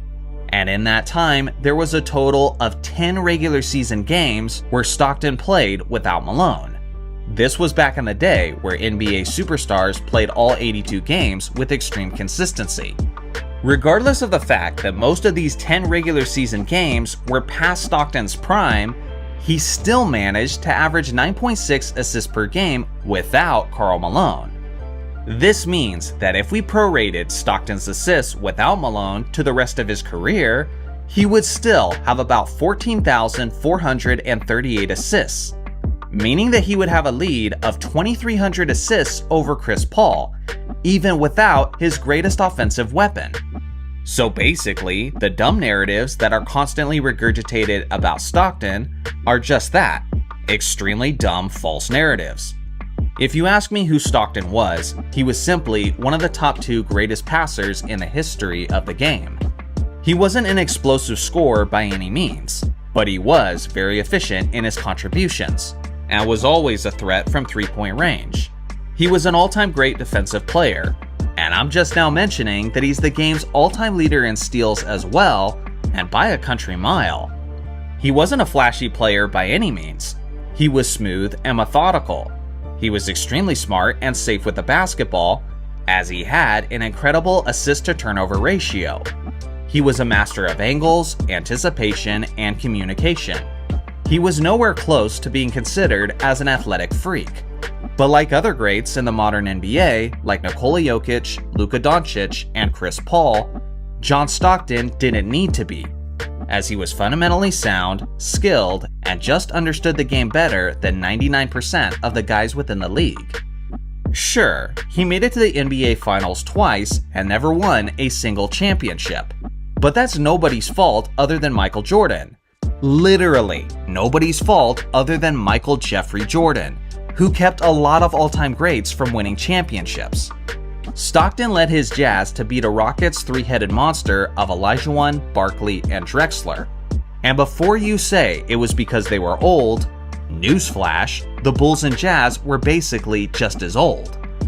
Stockton also helped lead his Jazz to defeat the Lakers super team in 1998, who had 4 NBA All-Stars like Shaq, Kobe, Eddie Jones, and Nick Van Exel. This was a Lakers team that many people expected to represent the West in the 1998 NBA Finals, and even the Lakers themselves made some of those claims throughout that season. And Stockton was the floor general for the team that beat that squad. You can say that Stockton didn't have a left hand, that he had weak competition, and he had a superstar forward that made him look better than he actually was. You're free to have whatever opinion you want, but you know who I'm listening to the opinion of? The guy who's arguably the greatest defensive point guard in the history of the game, Gary Payton. This is a guy who competed with Magic Johnson, guarded Michael Jordan in the NBA Finals, guarded Kobe Bryant in the NBA playoffs, and he's also a guy whose career overlapped with Dwayne Wade and LeBron James. So he's a defensive legend who's been a part of all kinds of amazing eras. And you know who he says is the most difficult player he's ever had to guard? That's right, John freaking Stockton. So based on all that, if he indeed doesn't have a left hand after all, well then I guess his right hand might just be the greatest right hand in the history of basketball. For years, the Mamba has had a reputation of being a selfish shot chucker. Many people think that Kobe cared more about getting his points than getting his teammates involved. Some have even gone as far as saying that Kobe cared more about his scoring than even winning. I absolutely do not believe that, and the reason I don't is because I followed Kobe closely throughout his career, and I remember the several instances where he was anything but selfish. Here's a massive example. There were several games in Kobe's career where he could have broke scoring records, but instead chose to sit out the fourth quarter because it wasn't needed for the win. In Kobe's career, he had 5 games where he scored at least 50 points through 3 quarters of play, and in only one of those instances did Kobe play in the fourth quarter, and that was the game where he scored 81 points against the Raptors. The reason why Kobe played in the fourth quarter in that contest is because that was the only game where he had to in order to secure the win. In 2002 against the Grizzlies, where he had 56, his Lakers were up by 39 points. In 2003 against the Nuggets, when he had 51, his Lakers were up by 33 points. In 2005 against the Mavericks, where he had 62, his Lakers were up by 34 points. And in 2006 against the Jazz, when he had 52, his Lakers were up by 22 points. And in the 81-point game in 2006 against the Raptors, where he had 53 through 3, his Lakers were up by just 6 points. Specifically, in that game where Kobe had 62 through 3 quarters, the Mamba had single-handedly outscored the entire Mavericks team through 3, 61-62. In the history of the league, no player has ever outscored an entire team by himself. Not only did Kobe pass up history, but he passed up possibly the most impressive single-game record in NBA history. He proved time and time again that it wasn't the points or the historic records that he cared about, but it was just the W that he wanted. Another instance of Kobe's unselfishness was at the end of the 2011 to 2012 regular season, where Kobe was in a race with Kevin Durant for the scoring title. KD was averaging 28 and the Mamba was averaging 27.9. Kobe had the last opportunity to win the scoring title over Kevin Durant, and in order to do so, Kobe would need to score 38 points in the last regular season game of the year, which he could certainly do with ease if he was gunning for it. A scoring title in his 16th season would have certainly been an impressive accomplishment for Bryant, but the Lakers were locked in to the 3rd seed in the Western Conference. So instead of selfishly going for the scoring title, he instead sat out the game against the Kings and rested in preparation for the playoffs. I don't think a lot of players would have passed up that opportunity, seeing how guys often care so much about their accolades and about how their accomplishments and stats affect their future contracts. The third instance where Kobe was very unselfish was in the 2003 NBA regular season, and a lot of you guys are going to be familiar with this instance. Because of an injury to Shaquille O'Neal, Phil Jackson had told Kobe Bryant that he needed to be more aggressive offensively, and that was the start of Kobe's legendary streak of 9 straight games with at least 40 points. Outside of Wilt Chamberlain, Michael Jordan and Kobe Bryant are tied for the longest streak of 40-point games in NBA history. The thing is, that streak could have been much, much longer for Kobe Bryant. But after Shaq had returned from injury, he was ready to be more assertive offensively. According to Kobe, that was when Phil Jackson pulled him aside and said that if they're not careful, they're going to lose Shaq mentally because he's not as involved in the offense. For this reason, Kobe took a step backwards and was visibly less aggressive offensively and essentially surrendered that 40-point streak just to keep the team's chemistry going in an attempt to win their 4th straight NBA championship. This was a tremendously unselfish move by Kobe, at a time where him and Shaq had been beefing to seemingly no end. This wasn't any insignificant streak he was passing up either. Even if Kobe had extended his streak by just one more game, he would have surpassed Michael Jordan and had the longest streak of 40-point games since the NBA merger, and the longest streak ever caught on film. Ultimately, Kobe had supreme confidence in himself, and yes, of course, he thought the best course of action for winning was doing things his own way, which was often him shooting the ball as many times as possible. But I think sometimes Kobe is unfairly given the criticism that he was a selfish player, who put himself, who put his stats, and who put his ego ahead of winning. And that's the part that I think people misunderstand, as I watched Kobe play for 20 years straight, and I firmly believe, based on everything that I saw, that there was nothing, absolutely nothing, that Kobe cared more about than winning. On my channel, I aim for transparency, so I figured I might as well start this video being as real with you guys as possible. One specific tweet triggered the heck out of me and motivated me to make this video. Although it's about one tweet, it's not truly just about one tweet. It's about this general attitude from a large demographic of basketball fans, and I'll explain that further in a bit. But first, let me show you the tweet that I'm talking about. So this is a post of an incredibly famous highlight that I'm sure most of us have seen. It's of Michael Jordan ascending into the air, realizing his shot is about to be blocked, so he then adjusts, hangs in the air, and finally shoots the ball as the defender is descending. It's an incredible highlight that shows Jordan's tremendous leaping ability, it shows his high IQ, it shows his fantastic body control, and it displays the capability of his massive hands. Now, is this highlight overrated? Maybe. Is it possible that we spend too much time glazing this play just because it's Michael Jordan who did it? Possibly, but that's besides the point. This absolute Einstein on all things basketball chimed in with his take. He said, snatched by anyone that isn't an autistic janitor. Obviously, as someone who appreciates basketball history and who appreciates the athletes of years past, this comment annoyed me quite a bit. It's not just the comment itself, but it's this general disrespectful attitude that is absolutely hell-bent on diminishing Jordan's competition by all means necessary. Because, let's be honest, he's probably an overly zealous LeBron fan. The thing is, he made one fatal mistake. The kind of mistake that quickly exposes oneself as a casual and shamelessly displays the fact that he doesn't know ball. I get it, he's a basic looking white guy from the 90s, but this guy is not an autistic janitor. This is Brent freaking Barry.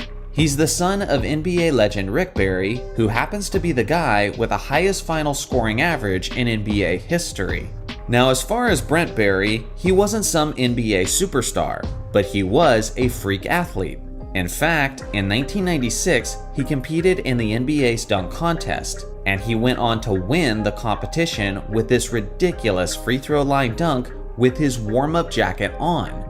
Not only was this guy not an unathletic janitor, but he was legitimately a world-class athlete and possibly one of the greatest leapers in NBA history, given the fact that he dunked the ball from the free throw line with his freaking warm-up jacket on. That's the guy that tried to snatch Jordan's shot, and MJ had to out-hang him in the air in order to score the basket. Now here's my confession. The reason I'm annoyed by players from the past being referred to as plumbers, janitors, and firemen is not because it disrespects Michael Jordan. Michael Jordan doesn't need me to defend him. His legacy is secure.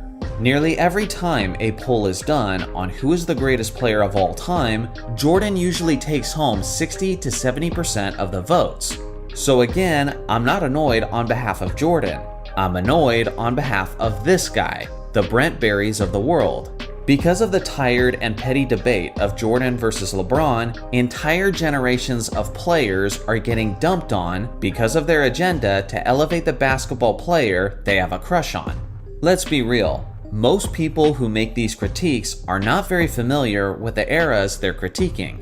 I doubt most of these fans know about remarkable leapers like Kenny Skywalker, Orlando Woolridge, Darrell Griffith, Larry Nance, Gerald Wilkins, Spud Webb, Michael Cooper, Darryl Strawberry, Daryl Dawkins, Xavier McDaniel, Roy Hinson, Tom Chambers, and so on. It's no wonder why you refer to players in the 80s as plumbers when your knowledge of that era only goes 10 players deep. One of the most frustrating things about these types of criticisms is not just the blatant ignorance, but it's also the perpetuated misinformation and lies. Like, for example, players were shorter back in that era. That is just objectively not true. That information is easily accessible online with just a little bit of research. There's also this predominant thought in modern society that the latest and newest thing is always the best. In the case of some things, that is true, but certainly not in everything. For example, Usain Bolt is still the world record holder for the fastest 100-meter dash in Olympic history, which was 9.58 seconds. And he did this in 2009. 14 years have passed with more recent athletes and advancing technology and advanced training methods. And yet, no one in the world has been able to beat it, despite thousands of athletes attempting to do so. Another simple example of something not becoming better with time is our own United States fitness. Here is actual footage of high school students around the country in 1962 participating in basic PE classes. Now tell me, those of you who are high school students in 2023, do most of your classmates look like this, or do they more often look like they ate 2 of these guys and a large fry? Personally, as an American, I would argue that the quality of our food, our physical fitness, and even our sense of discipline have all deteriorated in quality over time. Again, it's a simpleton's view that everything is improving over time. Sure, maybe the modern athletes have made some advancements, but to act like we've gone from incompetent scrubs to infallible superhumans in the span of just 3 decades is utterly ridiculous. To a lot of you, this makes sense on a surface level, but unfortunately, too many people's emotional investments make them incapable of accepting these basic truths. Again, I have my own opinions when it comes to stuff like the GOAT debate, but personally, I hardly care what your opinion is. If you think Michael Jordan is the greatest player of all time, cool, you're welcome to my channel. If you think LeBron James is the greatest player of all time, cool, you're welcome to my channel. If you think Dylan Brooks is the greatest player of all time, it's a little weird, but cool, you're welcome to my channel. But as a basketball historian, what I can't stand is terrific athletes being constantly disrespected because of this ridiculous debate. When you make these outlandish plumber critiques about players like Brent Barry, all it does is shoot up a red flag to all of us who actually know ball and makes it known that you're extremely ignorant about the game's history.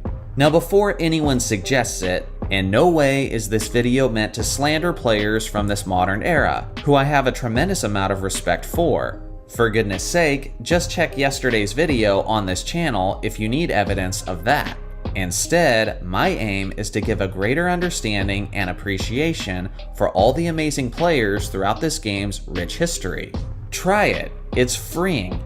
Seriously, be that LeBron fan who thinks that he's the GOAT but can't respect the quality of Jordan's competition. Be that MJ fan who thinks he's the GOAT but doesn't act like every single modern player is a flopping sissy just because it suits your LeBron hating agenda. Or if you're a Steph Curry fan, just hate both equally. Listen, I've been a diehard Lakers fan my entire life, and my favorite player will always be Kobe Bryant. And trust me, I wanted to push him into the GOAT conversation, but I gave up on that agenda when he failed to win his 6th ring and tore his Achilles. That was my dog in this fight, but that dog has since come and gone. The reason why I'm so passionate about trying to remove these biases from the debates is because if we do, it allows a space for something incredibly rare: genuine and honest basketball discussions.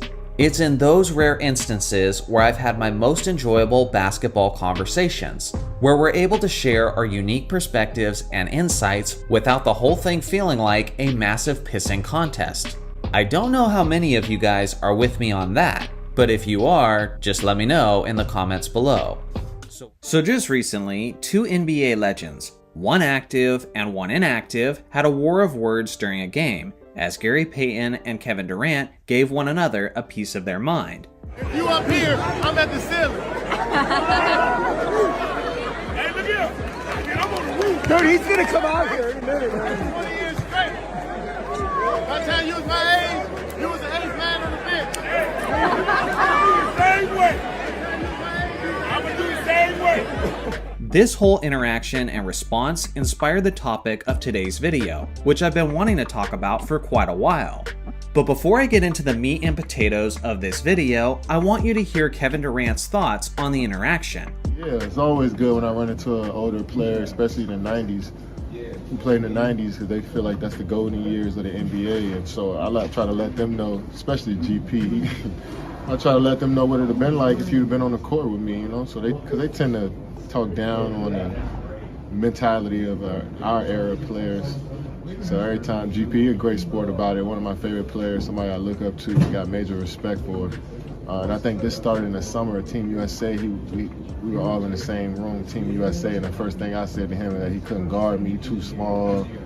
Them dudes that he played back in the day wasn't close to me. I was just talking crazy to him, so I guess we just picked it up from there.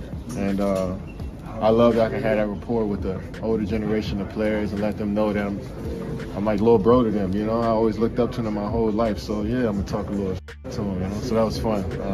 I got major respect for GP. You think you made a point to him at the end of that 3rd quarter there with all those threes you hit, because that's when you went back? That minute, I didn't need to show him that minute of basketball for him to know what I've been doing out here. I got 18 years of footage, so that minute ain't do much. He knew that was coming. Oh yeah, for sure. He going right into that post. He too small, man. 6'4". not really physical like that. You know, he's just too small for me, and he knows that. But GP, one of those players that you're not gonna get the last word on him. You know? How did he say he was guarding you? I still don't know. You know, he probably just try to foul me just like his son do. Now I gotta be honest, I'm generally not the biggest fan of Kevin Durant. But with that being said, I absolutely loved this interaction and the way he expressed his thoughts on the matter. This is what basketball should be. Both guys are being extremely competitive and confident in their own abilities or former abilities. Although KD is trash talking about the glove, he also does it while giving the glove his flowers and talking about the respect he has for him. And I'm sure Gary would do the same. To me, the funny thing about this whole interaction is how Kevin Durant called Gary Payton, quote, too small to guard him. And this is not a unique statement by any means, as the whole too small gesture has become a frequent and goofy occurrence in the modern NBA. Sure, Kevin Durant is listed at 6'11", and Gary Payton is 6'4". So at first glance, you might actually agree that Gary is in fact too small. But the thing is, it's hilariously ironic to hear KD make this claim, when he's gone on and on about who he thinks is the toughest defender he's ever had to face, which is Tony Allen, who is also 6'4" tall. Take a listen. If you did screen him, most of the time I feel like, oh, just an open shot. Here, this motherfucker coming flying out of nowhere. I'm just like, and then that's just what you mentally, dog. And then if I get a pin down and I might be slightly open here, you come out of nowhere, good help. Might get your hand in there, get a stop. Like, I just hated playing against y'all because I knew everybody was focused on me coming off them screens, a pick and roll, and then TA was just good at just strictly one-on-one defense too. So. Man, I'm gonna tell you this, bro. You, after Kobe, you the hardest motherfucker I had to guard, bro. I wasn't relaxed playing against you for sure. What? And I feel like you the best defender that I played against in my career. Man, appreciate that, bro. And I always tell people, I talk basketball with all types of people, and I tell them this every time. No bullshit. TA, the hardest guy to go against, strictly for the fact that you can't get screen. The physical aspects on top of it. A lot of people talk about your heart and your mentality, but like, let's talk about the technique too, which is important as a defender. You skinny up, you don't get hit by screens. When you do get hit, you keep pursuing the screen. You use your hands well. Like you play like a lockdown corner. And somebody asked me the difference between you and Draymond, because I played with Draymond and I had a lot of battles against you. And I looked at Draymond like sort of like Ed Reed, where he a safety. He gonna be watching every play, and you know he behind that defense. You more so like Darrell Reeves, Dion, where you gonna follow that guy around all the time. You're gonna be a pest. Yeah, they might have a game. They might have a tough catch over top of you. But for the most part, they know and you know that you've been there the whole game. It ain't no like, even if Dre Rice had a tough game against Dion, he know in his mind that Dion had a good game. You know what I'm saying? He had to bring out his best, and that's how I felt when I played against you. I had to be on point with everything I did, detail-wise, catching the ball, my angles, where my foot was, where my jump shot was. So I wasn't relaxed, bro. I was locked in, trying to be the best I could every possession. One of the constant narratives that you hear amongst younger basketball fans is that Kevin Durant is the greatest scorer of all time because he's the most difficult scorer to guard. This point essentially boils down to the fact that he's a 7-footer who's lethal from the perimeter. But again, that doesn't necessarily make him unstoppable, because although size is nice, it isn't the most important thing when it comes to great defense. Just as KD said himself, Tony Allen was the best defender he's played against even at 6'4", and the numbers back this up. In Durant's career, he averaged less points and was significantly less efficient against Tony Allen versus everyone else. Specifically, in the NBA playoffs, the contrast is even more dramatic, as KD shot a terrible playoff average of 43.8% when being guarded by Allen. Alongside of this, KD has also talked about how Drew Holiday is one of the toughest matchups in the league, and this guy is also 6'4", just like Tony Allen and Gary Payton. This isn't just a basketball truth in Kevin Durant's case, but this is evident for various legends throughout NBA history. For example, Michael Jordan was almost always a monster in the NBA Finals. But by far, his worst finals averages was when he was being defended by the smaller Gary Payton. Remember, a nearly 40-year-old Michael Jordan famously torched a young 6'11 Kevin Garnett, yet a prime Michael Jordan had a difficult time against a 6'4 glove. The 6'6 Kobe Bryant is also one of the greatest scorers ever, and he too said that the 6'4 Tony Allen was the most difficult defender he's ever had to face.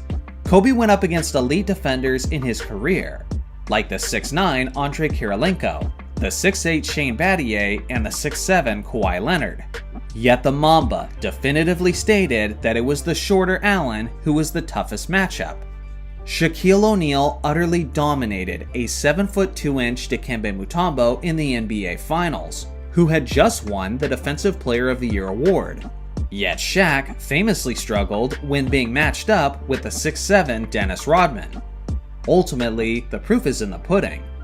Now don't get me wrong, I'm not saying that size isn't a valuable trait whatsoever. Of course, you'd rather have it than not. But I'm simply stating that it's not the be-all end-all advantage that modern fans make it out to be.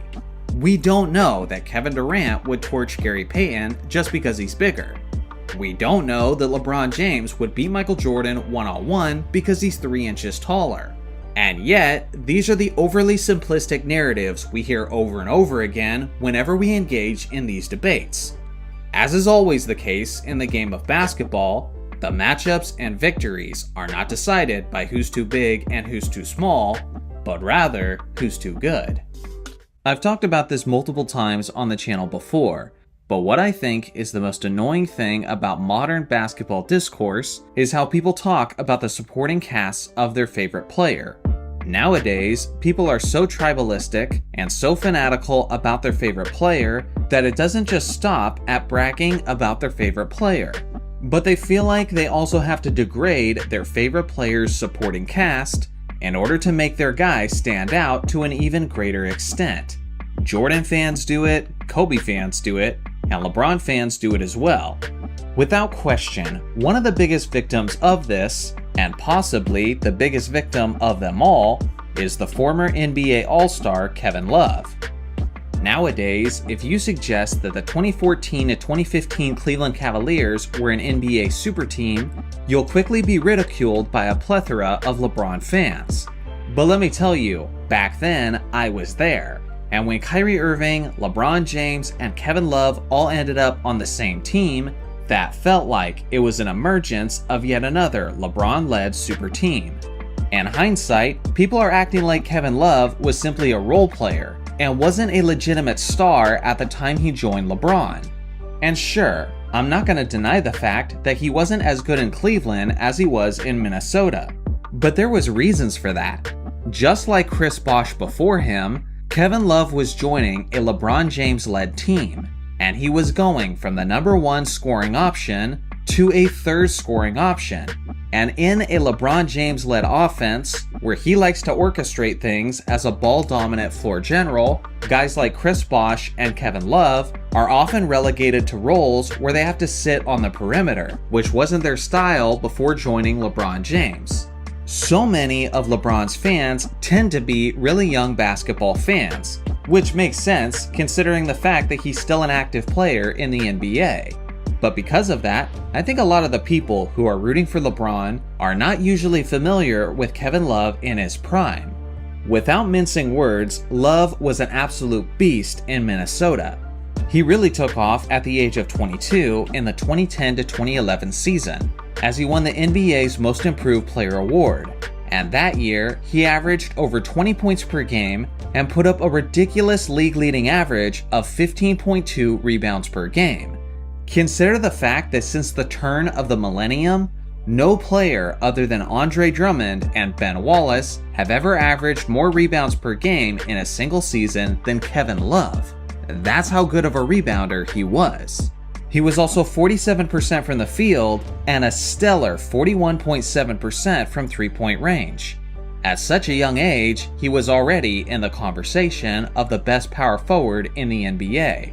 He was the league's best rebounder, a top scorer, an incredible passer, and one of the best shooting big men that the game had to offer. The very next year was the 2011 to 2012 lockout shortened season, and that year, Love averaged 26 points, 13.3 rebounds, and 2 assists, while hitting 45% of his shots. He was so solid that season that he finished 6th overall in the MVP voting.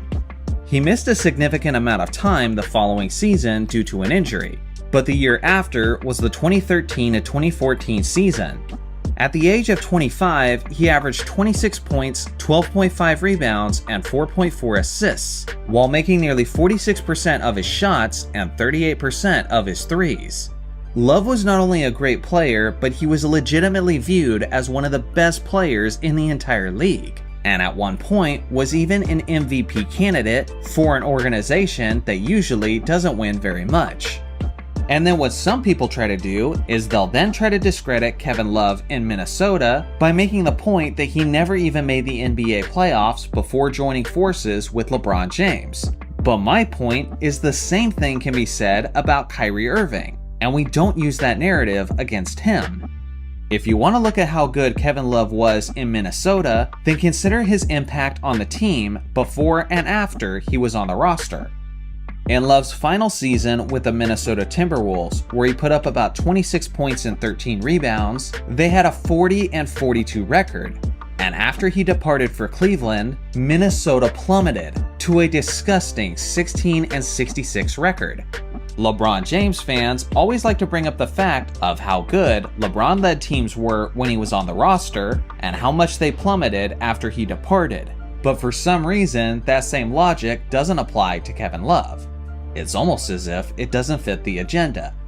Now listen, in no way is this video meant to come across as shade to LeBron James, because every superstar needs to have some help in order to win a championship. That is something I have always understood. So I don't see this video as a way of belittling a superstar just because I'm making a claim that a guy had help. But really what I'm trying to do is remind people to stop disrespecting Kevin Love. At one point, the guy was one of the best players in the entire league, and anyone who was watching him closely in that time could back me up on that. And even in Cleveland, it wasn't like he was garbage. In the 2016 to 2017 season, he averaged about 19 points and 11 rebounds and was an NBA All-Star. And the following season, he averaged nearly 19 points and 9 rebounds and was an All-Star then as well. Again, he just didn't have the role and the opportunities to put up the numbers he once put up in Minnesota. But that doesn't mean that they were fake, and that doesn't mean that he was never the real deal. It just simply means that his individual abilities thrived in one situation more so than another. One of the most common criticisms about Michael Jordan's career is how he was only 1-9 in the NBA playoffs before Scottie Pippen was drafted. Seeing how most of you viewers on my channel are longtime basketball fans, you're probably going to recognize that this criticism ignores a lot of context. But I will say, this criticism is becoming more and more prominent on social media, as more and more younger fans are introduced to the game and have no idea what the NBA climate was like in the mid-80s to the late 80s. So with that being said, let me give you a quick history lesson on the situation Michael Jordan was in at that time. When Michael Jordan was drafted with a 3rd overall pick to the Chicago Bulls, he was joining a team with a 27-55 record. Not only was the team far outside of the playoff picture, but they had never won an NBA championship in the franchise's history. In Michael Jordan's rookie season, his teammates were Dave Corzine, Quinton Dailey, Chris Angler, Sidney Green, Dave Greenwood, Rod Higgins, Steve Johnson, Caldwell Jones, Charles Jones, Wes Matthews, Jawan Oldham, Ennis Watley, and Orlando Woolridge. If you are a young basketball fan, I'm curious, how many of those guys have you actually heard of? Dave Corzine was the Bulls starting center during that era, and in the 1984 to 1985 season, as a 6'11 player, he averaged just 8 points per game on less than 50% shooting from the field. He also averaged just 5.1 rebounds per game. Of all the starting centers in the league that season, that was the 2nd lowest rebounding average. So already, MJ's at a huge disadvantage. Orlando Woolridge was actually one of the very few quality teammates. Simply put, Woolridge was one of the most athletic players in the entire league, and when you combine that with his impressive 6'9" frame, that's a couple of gifts that put him in a position to do some damage. As an above-the-rim player, Woolridge was the team's second leading scorer in Jordan's first 2 seasons in Chicago, averaging about 22 points per game. Then some might point out that the Bulls also had John Paxson in those seasons, who people know now as a valuable perimeter shooter for Michael Jordan. But Paxson had not yet developed that part of his game. In the first 3 seasons of Paxson's career, he shot a terrible 27% from the three-point line, meaning his overall value was extremely limited. Now consider this. Michael Jordan broke his foot in his sophomore season, and because of this, he was only able to play in 18 out of the 82 regular season games. Now when Michael Jordan played at least 18 minutes in a game, the Bulls had a 9-4 record. When he played less than 18 minutes, the Bulls were 0-5. Without Michael Jordan at all, the Bulls had a 21-43 record. They had the second worst record in the Eastern Conference when MJ returned from his foot injury. So when Michael Jordan was active and played decent minutes, the Bulls were winning at a rate of a 57-win team. What this essentially means is that when he wasn't playing, the Bulls were the second worst team in the conference. And when Jordan was playing with regular minutes, the Bulls were the second best team in the Eastern Conference. That is what you call individual impact. Now consider this. In the 85, the 86, and the 87 season before Scottie Pippen showed up, the Bulls only had one Hall of Fame player, and that was George Gervin, who played for Chicago in the 85-86 season, which was the final season of his career. The thing is, this version of Gervin was just a shell of his former self in San Antonio, and by the time the playoffs started, he was so washed that he couldn't even get any playing time. He played in only 2 of the Bulls' 3 playoff games against Boston, and in his 11 minutes of action, he was 0-1 from the field with 0 points, 2 turnovers, and 3 fouls. Other than a washed Gervin, in all 3 seasons before Scottie Pippen showed up, MJ didn't have a single teammate who made an All-NBA team, or who even made an All-NBA team at any point in their career. For 3 seasons straight, he had a supporting cast that was far below the rest, and that's putting it lightly. Meanwhile, the Milwaukee Bucks that they faced in the 1985 playoffs had won 59 games. They had multiple All-NBA players, multiple All-Defense Team players, including a 2-time Defensive Player of the Year, and they had a 2-time Sixth-Man of the Year winner. The Celtics they faced in back-to-back playoffs had won 67 games in 1986 and 59 games in 1987. They had a 3-time league MVP, 5 Hall of Famers, 5 current or former All-NBA players, and 5 players who had earned All-Defense Team selections. From a talent standpoint, the comparison wasn't even close. To say that Michael Jordan's squad was shorthanded would be a monumental understatement. Essentially, anyone who criticizes Jordan is blaming him for not beating one of the best teams in the league in the playoffs and one of the greatest teams in NBA history all by himself. It is simply one of the most ignorant and casual basketball takes that someone can have. Then you have to consider the fact that when Scottie Pippen did show up, he wasn't really doing much for the first couple of seasons. In Scottie's first year with the team, which was the 1987-88 season, the Bulls won 50 games, and Scottie didn't even start in a single contest, as he only averaged 8 points, 4 rebounds, and 2 assists. Meanwhile, MJ had one of the greatest individual seasons of all time, as he averaged 35, 6, and 5, 3 steals, and 1.6 blocks on 53.5% shooting. He was the NBA scoring champion, the league MVP, and the Defensive Player of the Year in the same season. Jordan led that Bulls squad to beat the Cleveland Cavaliers in the first round, 3-2. And in that series, Jordan averaged 45, 5, 5, 3 steals, and 1.6 blocks on 56% shooting. Scottie Pippen averaged 10 points, 5 rebounds, and 2 assists. But sure, make the point that MJ couldn't get it done without Scottie. The reality is, it takes a team to win a championship. But even with that being considered, there's no way an educated basketball fan can look at the first 3 years of Jordan's career and be anything other than impressed. This is one of the most frequently regurgitated narratives about basketball in the 1960s, and now that I've heard the most famous analyst in all of basketball make this claim as well, I knew I had to make this video. To understand what I'm talking about, go ahead and take a listen. First off, we got to hear Shaq now do this. Shaq is what, the 5th best center in the history of the NBA? Fifth. What? Shaq. What do you mean, what? Who's the 4 ahead of Shaquille O'Neal? Would Have you you like me to lost name, your you want me to damn name him mind? for you? What? You want me to name Sure, him? go ahead. Go ahead. Kareem. Okay. Wilt. No. I'm not giving it to Wilt. No, you guys are crazy. You're not giving it to Wilt. No. You're not I'm going to not. put Wilt Chamberlain, who averaged 50 points a game and scored Who 100 was a game a and foot 30 taller? Who was a You're foot nuts. taller You're than nuts. 99% of the league? Who's a foot taller than 99% of the league?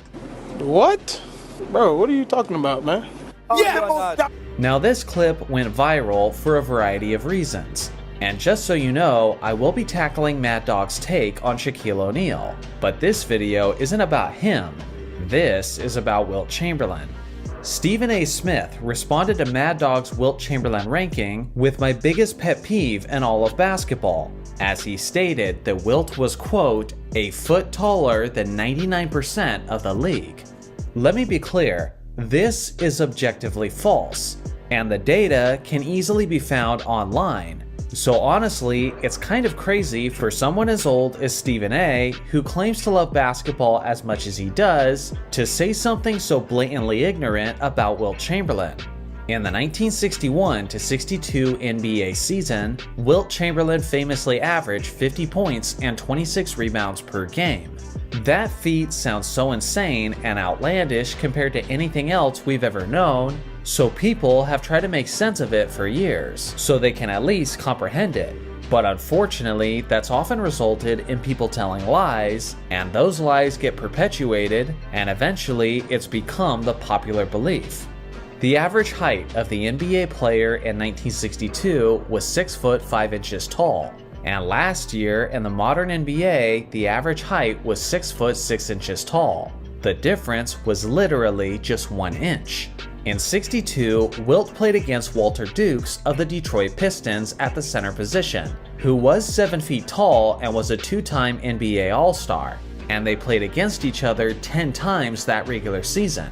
Swady Halbrook of the Syracuse Nationals was 7 foot 3 inches tall, which was literally 2 inches taller than Wilt, and Chamberlain played against him 10 times that year.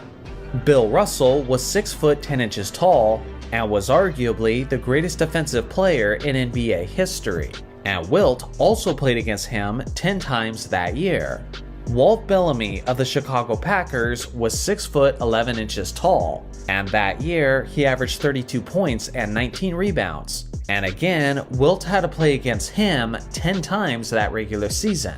Ray Felix of the Los Angeles Lakers was another former NBA All-Star, and he was 6 foot 11 inches tall, and Wilt played against him 10 times.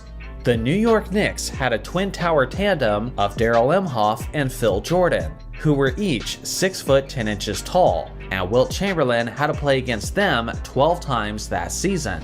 And in those contests, he averaged a whopping 54.5 points per game. I just accounted for 62 of the 80 games that Wilt played that season. The only team in the league who didn't have a player over 6'9" was the St. Louis Hawks, who had 3 rotating 6'9" players to defend Wilt, which were Clyde Lovellette, Larry Faust, and Bob Pettit. To a certain extent, Wilt did take advantage of those smaller matchups, as he averaged 54.2 points in those 9 contests. But here's the thing. He still averaged 49.9 points per game in those 71 games against everyone else.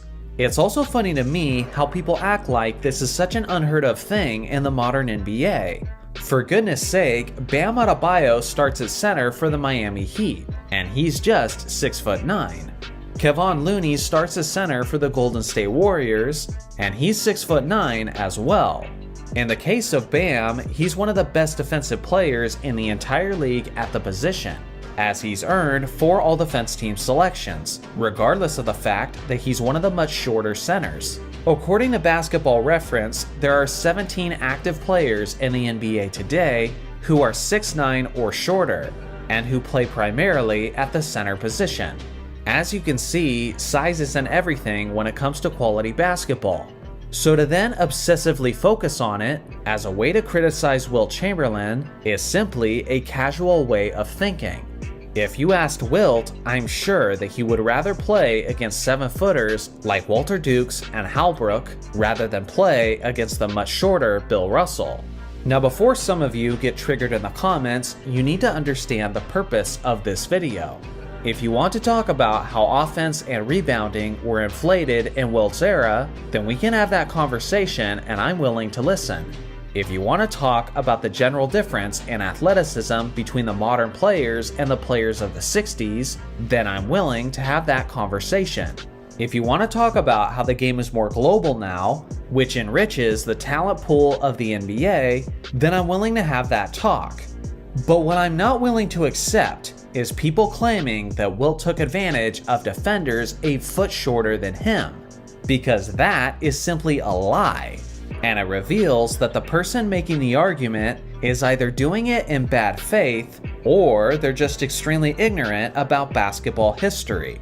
Again, it's a short and sweet video, but it has to be said, as too many young fans still believe that Wilt took advantage of 6'4" centers, which simply isn't the case. So go ahead and share this video, so hopefully the basketball community can start to have more genuine discussions about the 1960s. So I'm not gonna lie, I didn't want to make a video about this topic, but then a ton of viewers asked me to respond, and my editor said he wanted to see the response as well. I personally felt that it was so dumb that it wasn't worth my time. But alas, I'm a man of the people and you guys have spoken. Many of you probably aren't aware of this massive trend that started recently on TikTok. I personally don't use TikTok because I value the few brain cells that I already have. But this trend caught on so much that it's now showing up on social media and here on YouTube. Young fans are saying 2 things. One, quote, "we're done with the 90s," implying that the product was so bad that they're not even acknowledging it anymore. And 2, Michael Jordan didn't have a left hand. Yeah, you heard me correctly on that one. Usually, this "we're done with the 90s" trend involves posting some lowlights of that era. This includes bad passes, sloppy handles, poor shot selection, and so on. Most of what I've seen is just plain and simple bad defense. And to that I say, okay, so what? Basketball is an imperfect sport. I don't care who your favorite player is. I promise you that they've had moments where they looked like an amateur. Everyone has highlights and lowlights. There will always be great defense and terrible defense within the league.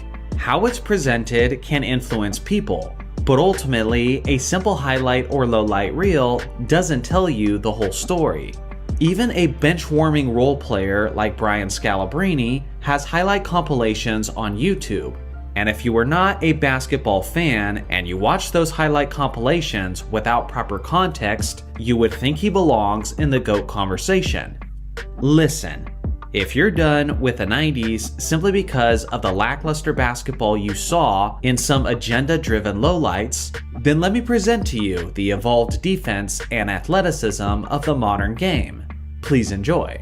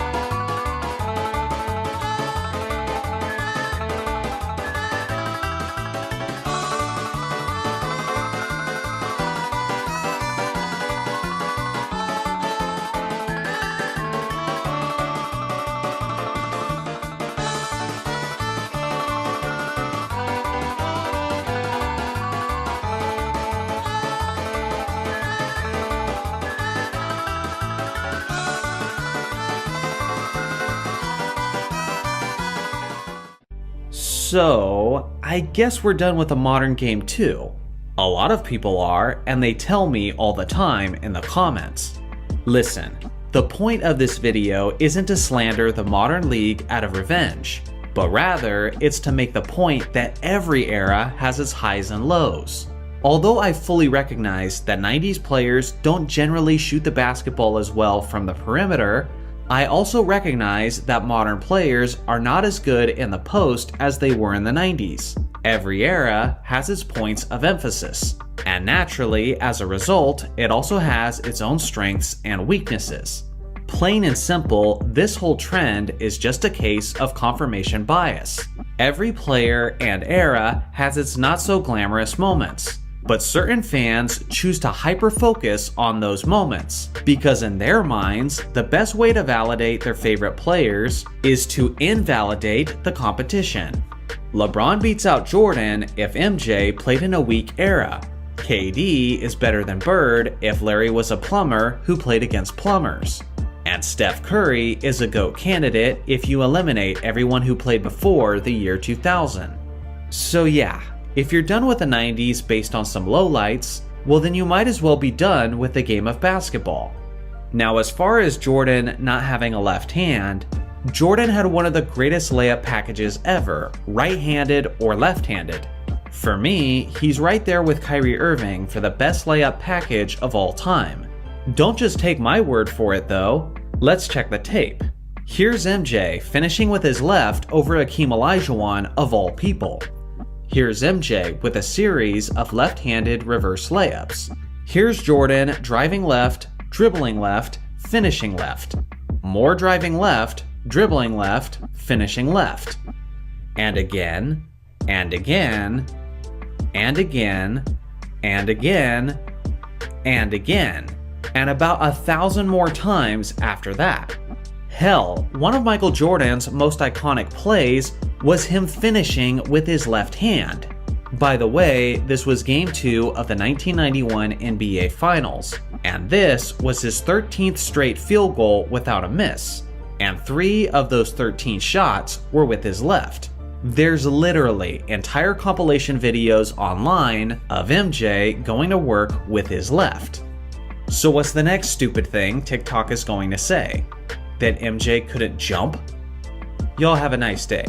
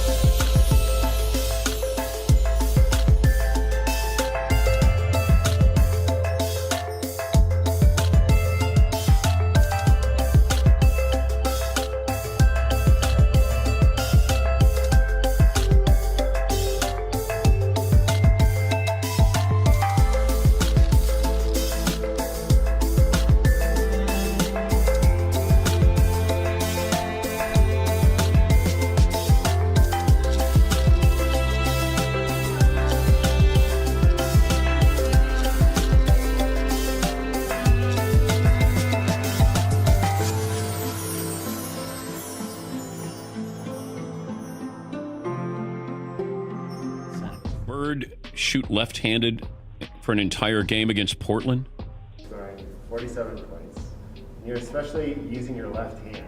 Wow. I remember because I was there, and it was at a time when McHale was still coming off the bench, so he scored the first 8 points of the game left-handed. I had a good left hand around the basket, and they always, if you watch, if I remember the game correctly, they were forcing me left to help, and they wasn't getting there quick enough, so I had shots around 5-6 foot with my left hand. I felt more comfortable with my left hand there than I did my right. Then once I got started making a few, I just kept going. And Jerome Kersey was guarding him at the time, and I remember this because we had a great trash-talking team. I mean, we had ML Carr, we had McHale, we had Bird. Ainge was a yacker. I mean, we had guys with great creativity with that, and I'll never forget it. McHale yells out, "Hey, Jerome, wait till you start shooting right-handed." Some night it goes in, some night it don't. That night it happened to work out. But if I remember correctly, we won that game in overtime by like 1 point. So, probably shot with my right hand the whole game.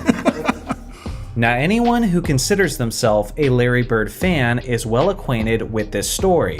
But just how accurate is their telling of this story? Well, usually, this is the part of the video where I do the investigative work to find out when this game took place. But in this case, I didn't have to do that, as the NBA's official YouTube page has the highlights of the game and posted the specific date of the contest in the video's description.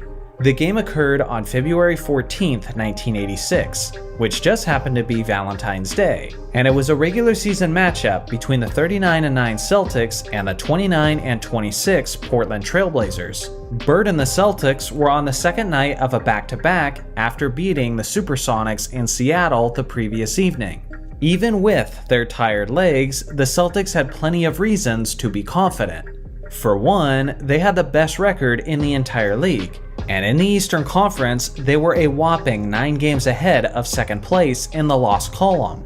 So in short, the Celtics were not just a confident team, but they were supremely confident, and no one more so than their superstar leader, Larry Bird, who was on the verge of winning his third straight MVP award.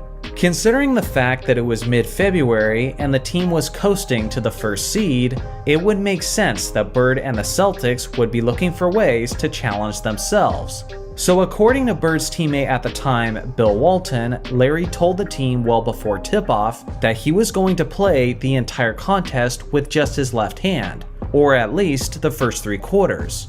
Now, although the Celtics were good, this was still an extremely ballsy move from Larry, considering how the Celtics were 22-1 at home up until that point, and the only team that managed to beat them in their building was this same Portland Trailblazers team. On top of that, Boston's second best player, Kevin McHale, was going to miss this game with an injury. So more so than usual, you would think Larry Bird would need his dominant hand to win this matchup. Regardless, Bird felt confident enough to proceed with his left-handed plan. When the game started, you could immediately tell how Larry was operating with the left side of his brain, as his first contribution was a left-handed blocked shot on Kiki Vanderway. Back on offense, Larry pump faked and then converted a running left-handed floater.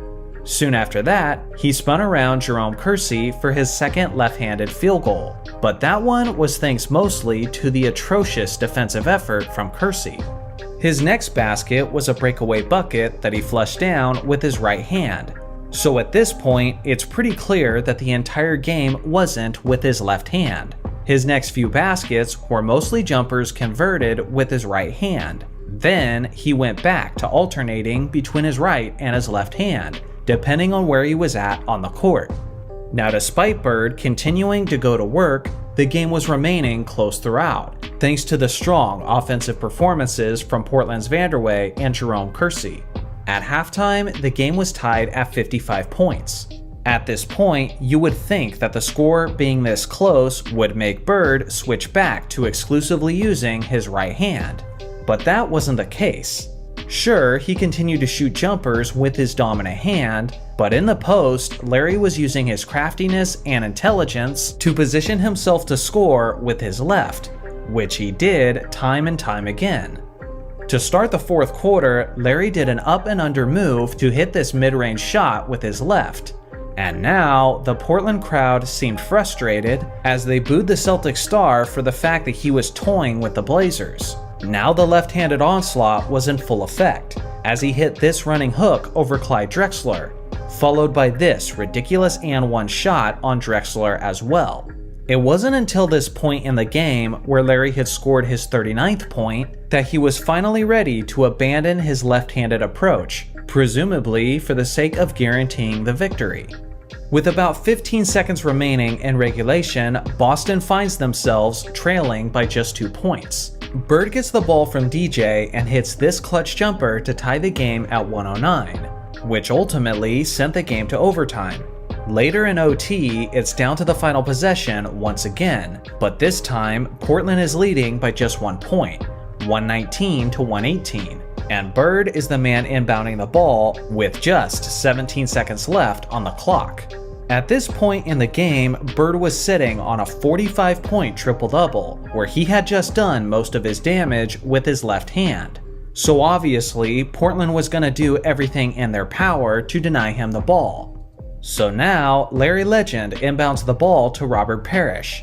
He has to fight through physical defense from Kersey, but he eventually gets the rock back. And then, despite the defense being right on him, Bird did what Bird does, as he hit the game-winning shot with 3 seconds remaining, capping off one of the most amazing regular season performances in Celtics history. He finished with 47 points, 14 rebounds, and 11 assists on 21 of 34 shooting. He only took a total of 3 free throws throughout the entire game, as he basically earned everything he did from the field. Now here's the important detail of the story. Of Larry Bird's total of 21 field goals made, 10 of them were made with his left hand, while the other 11 field goals were made with his right hand. So in conclusion, no, he did not play the entire game with his left hand, but he did play a large portion of that game with his left hand, in a situation where he knew he was going to be leaned upon heavily offensively. No matter how you slice it, this was a remarkable game by Bird, and it's since been properly immortalized in basketball lore. When it comes to basketball eras, we love to get the opinions of current or former great players.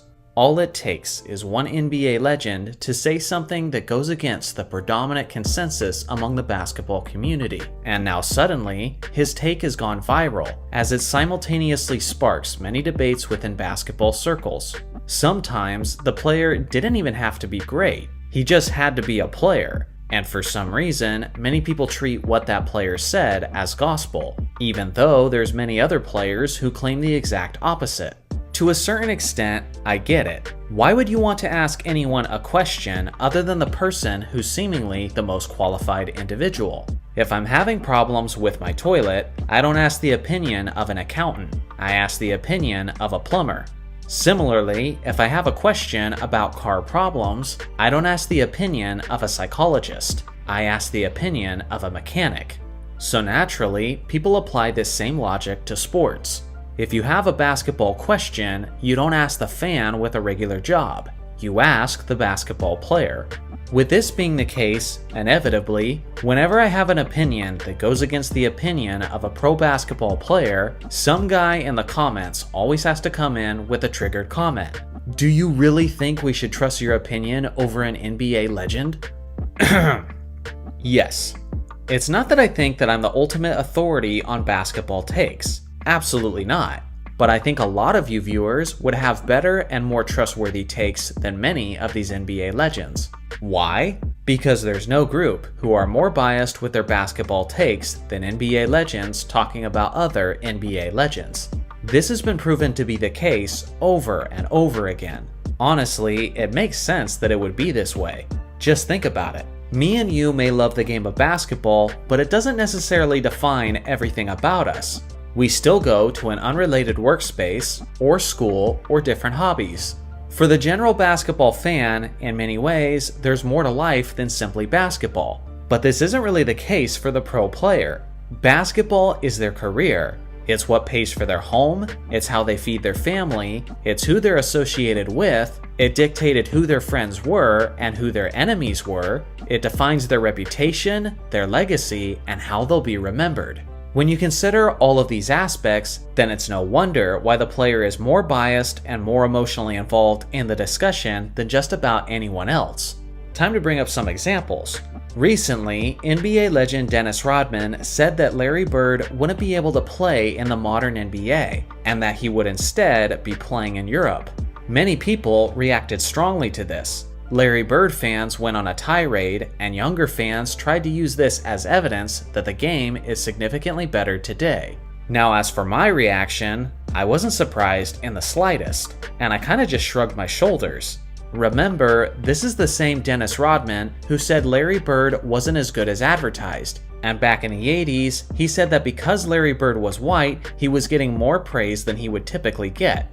You have to understand, these guys were fierce competitors who hated each other. Night after night, they were at each other's throats, battling for supremacy over the Eastern Conference. Obviously, they didn't like each other. And do you really think Rodman would be saying these same criticisms about Larry Bird if he had been his teammate? Of course not. Let's look at another couple players from that same era.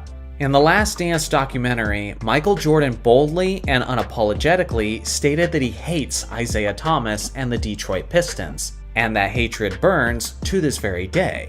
On the other hand, you have guys like Bill Laimbeer and Isaiah Thomas who have publicly stated numerous times that they don't believe that Michael Jordan is the greatest player of all time.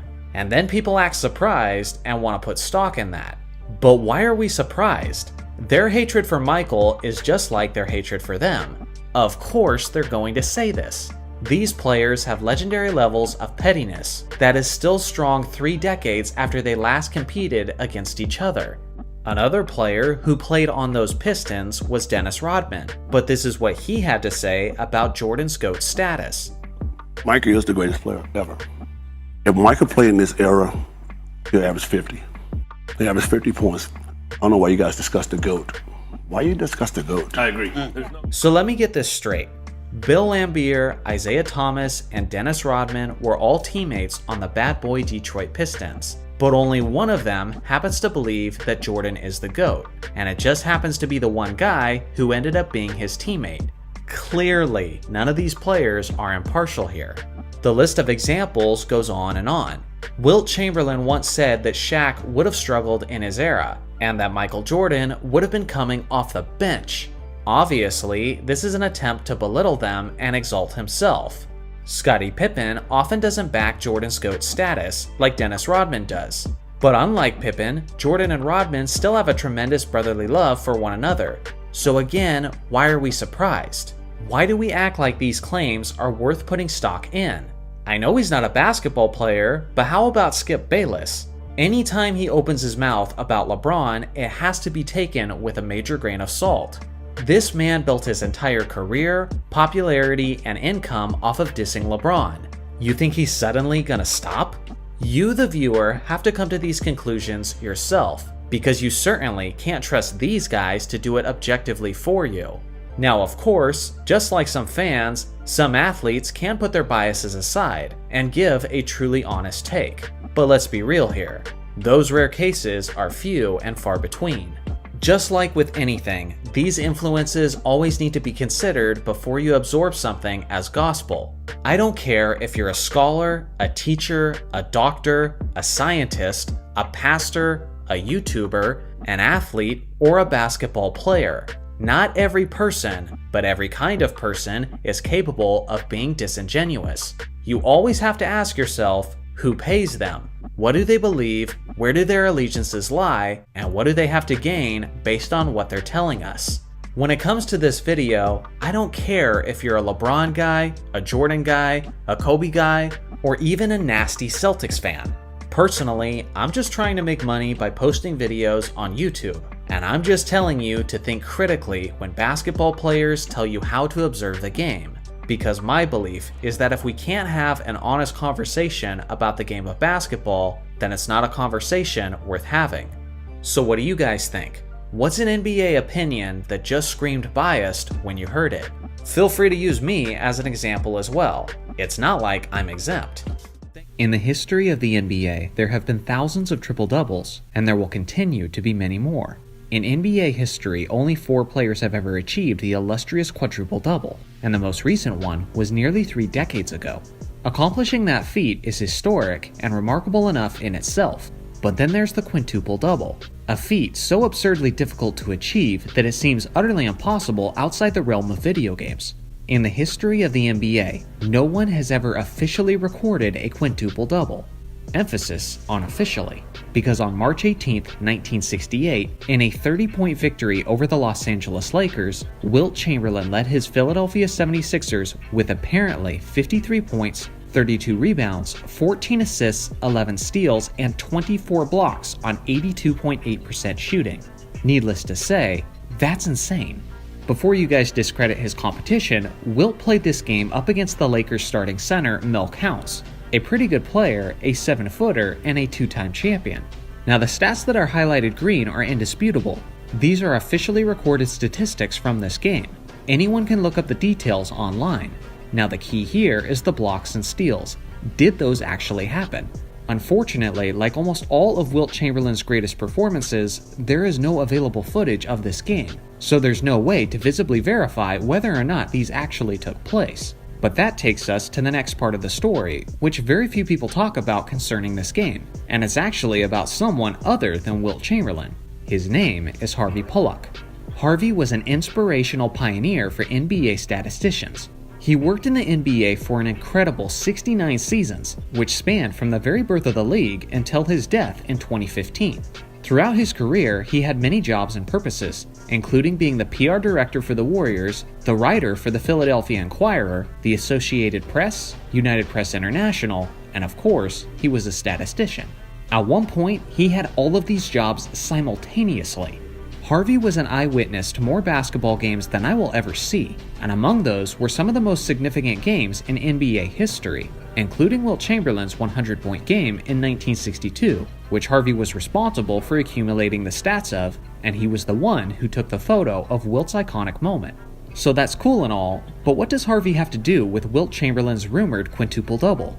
Well, for those of you who didn't know, the NBA did not officially track blocks and steals until the 1973-74 season, which means many triple-doubles were missed, and any quadruple-doubles or even quintuple-doubles that may have occurred prior to 1974 were completely lost in the game's history. That's a real travesty when you consider the all-time great big men who played in that era, like Wilt Chamberlain, Bill Russell, Walt Bellamy, and Nate Thurmond, just to name a few. Makes you wonder how many incredible performances flew completely under the radar as a result. Now here's the thing. As the Philadelphia Reporter, Harvey Pollack recognized the value of things that went beyond the official stat sheet, and he was keeping track of shot distance, blocks, and steals way before it was an official stat. He had numerous reports and box scores that factored in these statistics. Unfortunately, he threw most of them away, seeing that they seemed insignificant at the time since they were not yet recognized as official stats.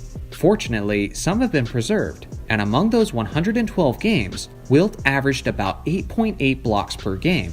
I'll post a link to those stats in the video's description. Harvey was the one who did in fact keep track of Wilt's rumored quintuple-double game in 1968, and it was Harvey who said that Wilt put up 53 points, 32 rebounds, 14 assists, 11 steals, and 24 blocks. Now this isn't just some random person saying that Wilt Chamberlain did this. This was Harvey Pollack, a respected statistician who worked in the NBA for nearly as long as the average human lifespan. Now, since it wasn't officially recorded like stats are today, there certainly wasn't some procedures done, like there probably wasn't any verifying or double checking of the statistics. So maybe he added an unnecessary rebound or two. Maybe he credited Wilt with a steal or two that should have gone to a teammate. Or heck, maybe he even missed some statistics that should have gone to Wilt. So it's possible that this stat line is somewhat off. But how off? How many accidental additions did Harvey have to make for this not to be the most ridiculous stat line you and I have ever seen? So in conclusion, I personally believe this actually happened. I can't objectively prove beyond a shadow of a doubt that it did in fact happen, but based on the information, I believe there's more reason to believe it did happen than it didn't. This brings me to my last point. Sometimes people get on my case for how great I believe Wilt was, but consider the fact that almost the entirety of Wilt's greatness and legacy is captured only in text and stories and not on film. We have less than 1% of Wilt's career available for us to witness on footage. That's just a fraction of his career. Now imagine Michael Jordan's career in hindsight if we had less than 1% of his highlights on film. His 63 in Boston Garden? Gone. His iconic hand switch layup? Gone. The shrug game? Gone. The flu game? Gone as well. Almost all of his iconic moments and long-lasting memories would be wiped from history. And now his highlight reel would look significantly less impressive, and with those memories and images gone, he appears as simply really nice statistics and accolades, which some then draw the conclusion was just a byproduct of his era. Maybe that even becomes the catalyst for people to say that Michael Jordan was overrated. These are the disadvantages that Wilt Chamberlain has working against him and his legacy. So hopefully, if there's one thing this video accomplished, it's that it gave some of you a greater appreciation for one of the legends of the game. To many people, Michael Jordan is not only the greatest player of all time, but he's an athlete with a perfect legacy. He was dominant, productive, and the very definition of a winner. His finals record is a spotless 6-0 with 6 finals MVPs to back it up. He's iconic, stylish, charismatic, and ultimately the standard of basketball excellence. With all that being said, many have grown weary of the idolization of Michael Jordan. His reputation and his legacy is so pristine that some seem determined to find and exploit his faults, thus bringing him back to the level of the competition. First, they went after his era, claiming that he played against plumbers and accountants. After that failed to sway the masses, they went after his left hand. And once again, after that trend wore off, a new critique arose. Now, they're going after his defensive reputation and examining the legitimacy of his defensive accolades and statistics. It all started with this article that I'm sure many of you have read at this point. It's titled, "A Closer Look at Michael Jordan's 1988 DPOY Award Raises Questions About Its Validity. Has LeBron James Been Chasing a Ghost?" The article was written by a man named Tom Habistro, and he makes a lot of claims in this lengthy piece. So what we first need to know before I dig into the details is, who is Tom Habistro? Well, he's an NBA analyst, a podcaster, and a sports writer who began covering the NBA in 2013.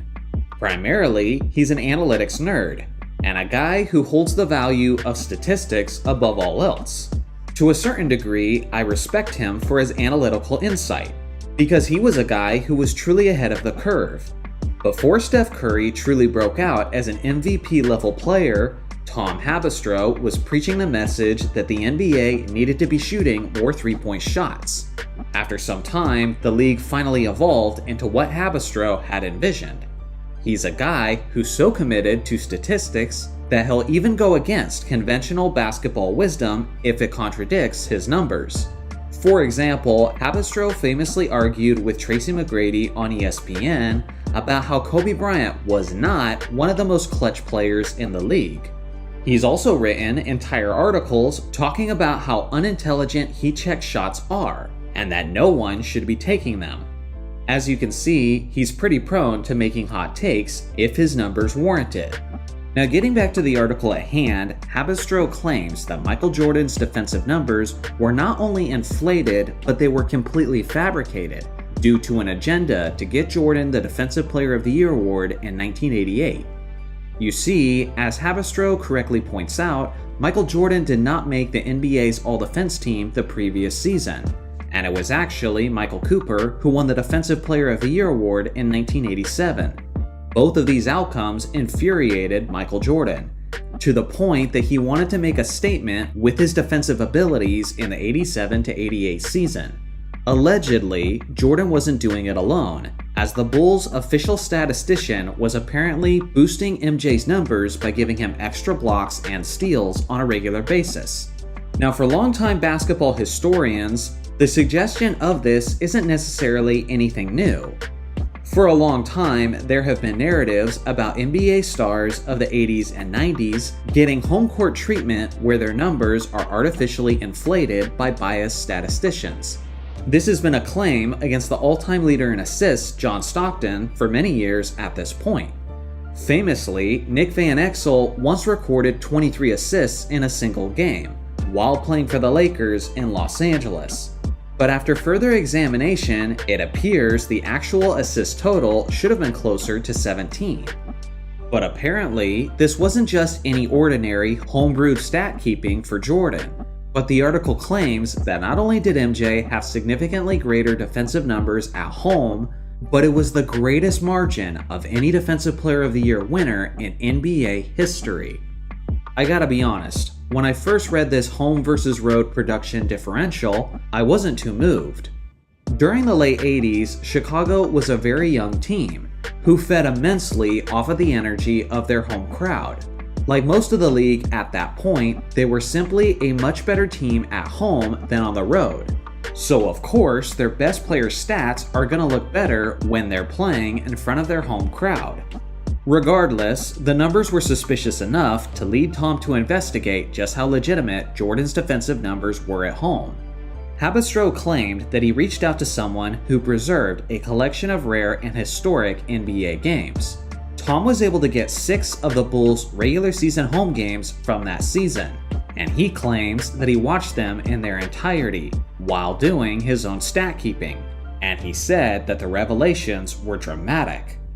According to Tom, Jordan only had an actual total of 12 steals in the 6 games, despite the fact that the box scores indicate that he had a total of 26 in that time frame.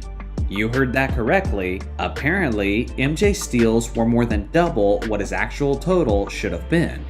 But here's the thing, we're just supposed to take his word for it. Habistro never posted the games or the highlights of the contest that he claimed to have watched and tracked statistically. Everybody's been debating his findings from these 6 games all over the internet, but pretty much no one has been able to see the footage. Jordan fans are constantly coming to MJ's defense, while Jordan's critics are quick to agree with Habistro, despite the fact that almost no one has seen any visual footage of the article's claims. Up to this point, I haven't seen a single analyst or YouTuber break down the actual footage and show the truth about these 6 games, but that is where this video comes in. I was determined to get to the bottom of this and show the actual footage to my viewers. Listed on the screen are the 6 games that Tom talks about in his article.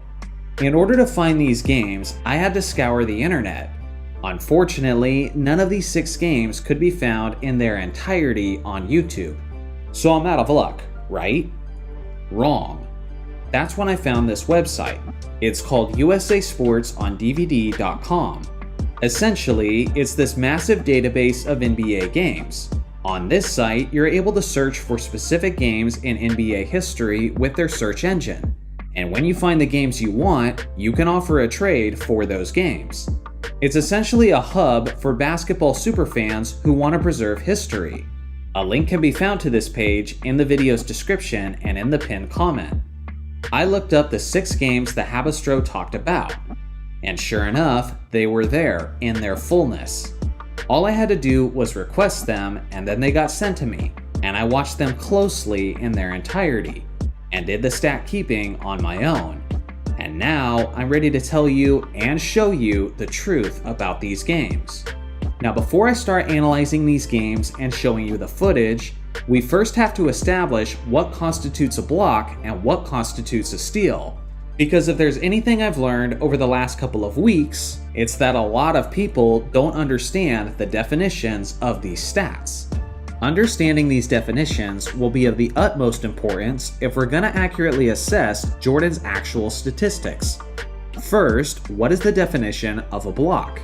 Well, according to the official NBA rulebook, a blocked shot is credited when a player deflects the course of a field goal attempt by an opponent and the shot is not made. A shot can be considered a block even if the ball was not in flight before it was being blocked. So to paraphrase for simplicity, if MJ gets a piece of the ball and it doesn't go in, it's a block. This is important to remember. because Michael Jordan contested a lot of shots, and in many cases, it was extremely difficult to tell if he got a piece of the ball on a contest, especially when we're looking at 1980s tapes that look like it was filmed using a sweet potato. I'll give my honest opinion on MJ's block totals, but as you'll see shortly, it's up to interpretation in some cases.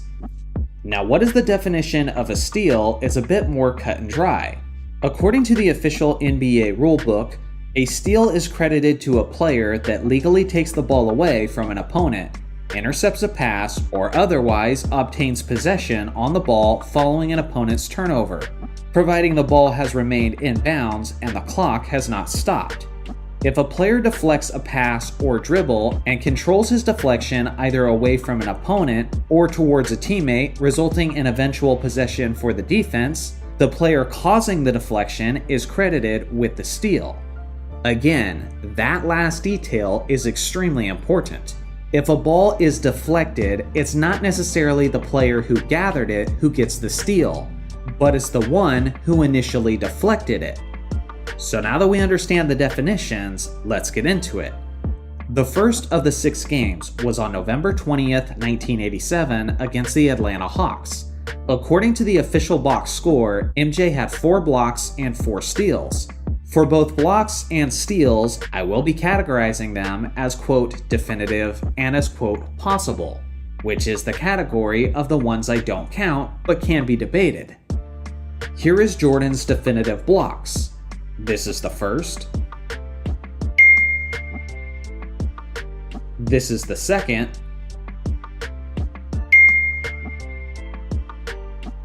And this is the third. Now for the ones that were possibly blocks. He might have got a piece of this first one.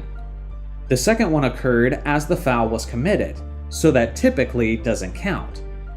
The third one, he might have got a piece, but it's tough to tell.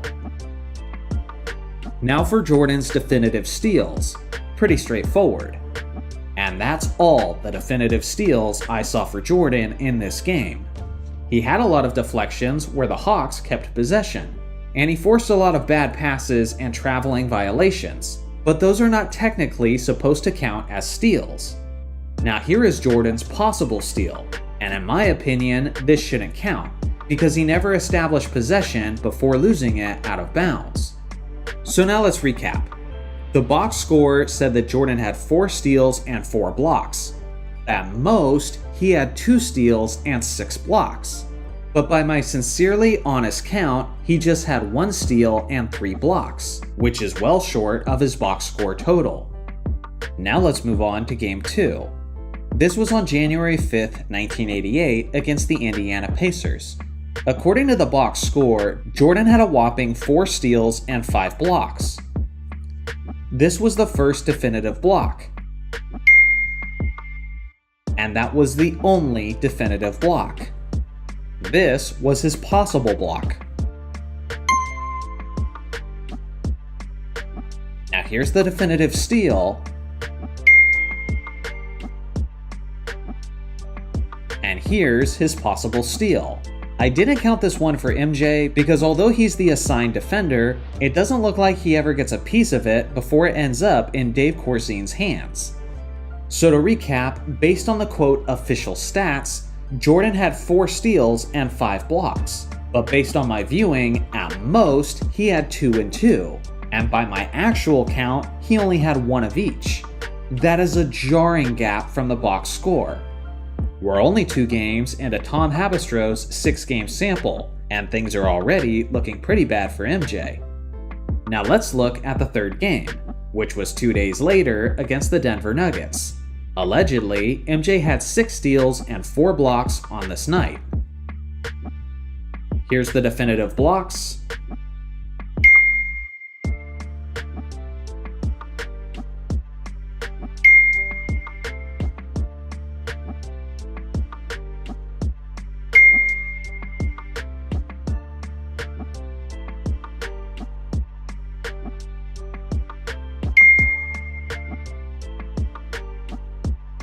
Here's the possible blocks.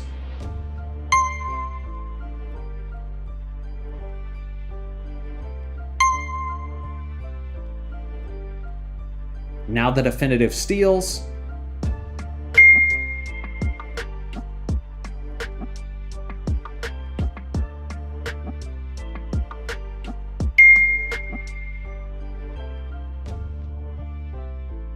And possible steals.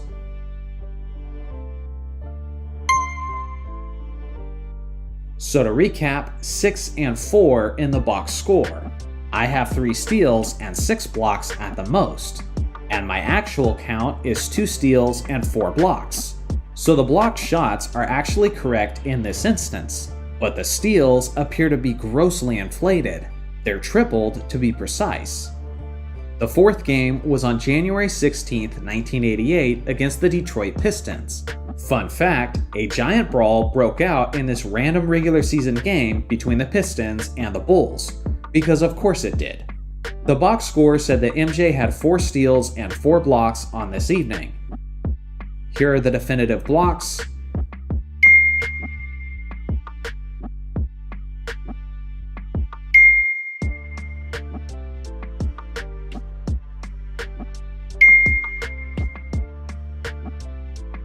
Here is the possible block.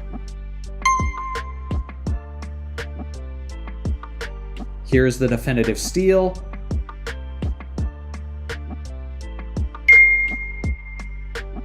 And here's the possible steal. The stat sheet said that there was 4 steals and 4 blocks. At most, he had 2 and 4. And by my honest count, he had 1 and 3.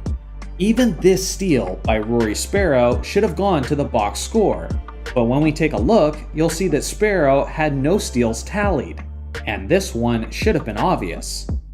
On to Game 5. This was on February 15, 1988 against the Atlanta Hawks. The box score says that MJ had 5 steals and 2 blocks, so let's take a look. The definitive blocks. This is the possible block, but I personally wouldn't count it since it occurred during the foul. There was no definitive steals, but here's the possible steals. At first glance, this first one looks like it possibly could have gone to MJ, but if you slow it down, you'll see that the Bulls' Mike Brown actually deflected it first, meaning it should be his steal regardless of the fact that MJ gathered it. But when you look at the box score, you'll see that Mike Brown suspiciously had 0 steals. The Bulls were unable to maintain possession on the second one where MJ tries to save it, so there's no clear steal here either. Let's recap. Box score says 5 steals and 2 blocks. At most, there was 2 steals and 2 blocks. And by my actual count, there was 0 steals and 1 block, making this potentially the most egregious stat keeping of any game yet. Now for Habistro's 6th and final game. This one was on March 18, 1988 against the Boston Celtics. The box score said that MJ had 5 steals and 1 block, so let's proceed with the definitive blocks. Now the possible block.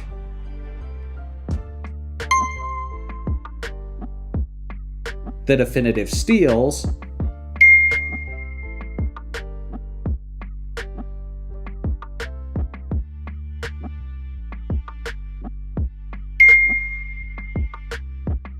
and lastly, the possible steals.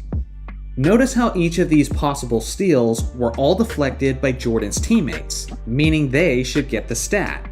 But the only way MJ reaches his total of 5 steals is if you count all of these towards MJ instead. Recapping the 6th game, the box score said 5 steals and 1 block. At most, he had 5 steals and 2 blocks. And my actual count is 2 steals and 1 block. So now that we've completed Habistro's 6-game sample, what does the data tell us? Well, according to Tom's article, MJ's combined box scores indicate that he had a total of 28 steals and 20 blocks. But Habistro said that he got 12 steals, and I gotta be honest, I think even that is generous. According to my actual count, 7 steals and 16 blocks. Even if you count all of the possible steals and all the possible blocks throughout these 6 games, the total comes out to just 16 steals and a slightly higher 22 blocks. Without a shadow of a doubt, these 6 games were horrifically tracked by the Bulls statistician in a way that absolutely supported MJ's case for the Defensive Player of the Year award. Now, I could simply end the video there, saying that Tom Haberstroh was right, the footage proves it, and now we can all put an asterisk on MJ's lone DPOY. But something still wasn't sitting right with me.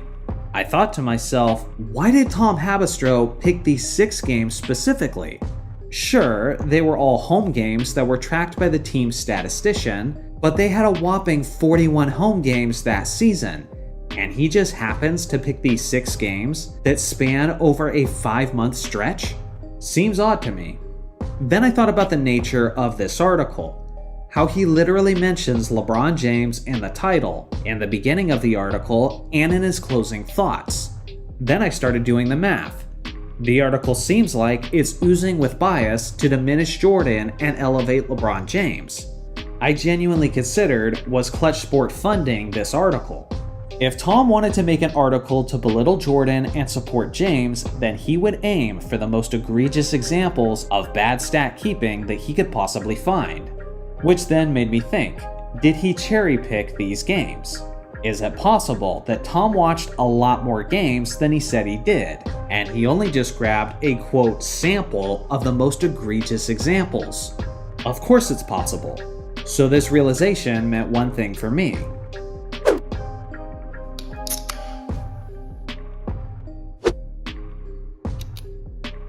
I had to watch more games, but this time it was of my own random assortment. And if Jordan's numbers were actually similar to the box score, then that would probably tell me what I needed to know about Haberstroh's motive and tactics. Listed on the screen is the games I picked, and I selected these because they were all home games for the Bulls during the 87-88 season, and Jordan had some especially impressive defensive numbers during these contests. The first game was actually the first game of the regular season against the Philadelphia 76ers. This situation was especially interesting to me because if the Bulls statistician had an agenda to inflate Jordan's stats in order to get him the DPOY, you would think that they would start that process off with the very first game of the year. According to the box score, Jordan had a massive defensive performance of 6 steals and 4 blocks. Here's the footage of the blocks.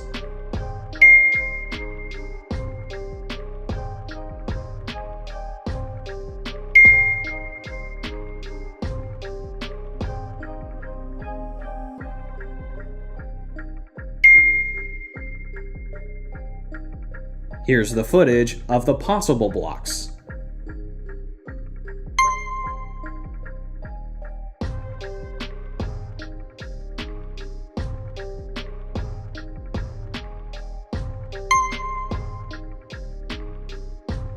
Here's the steals.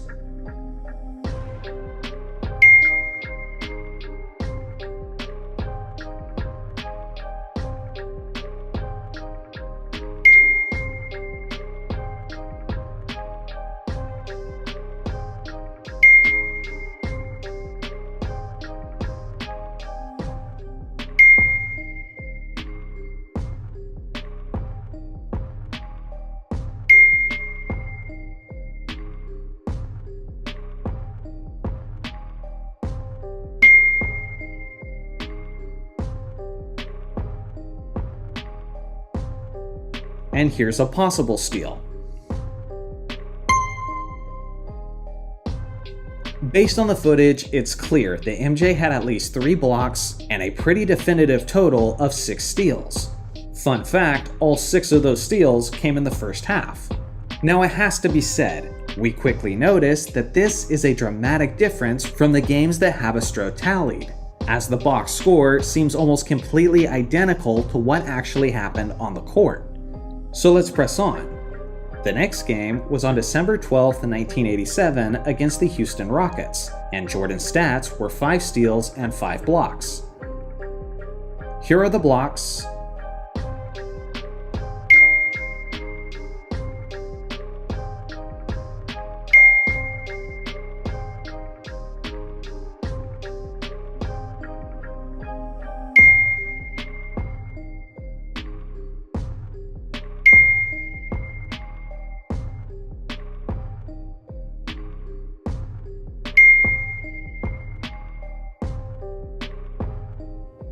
possible blocks,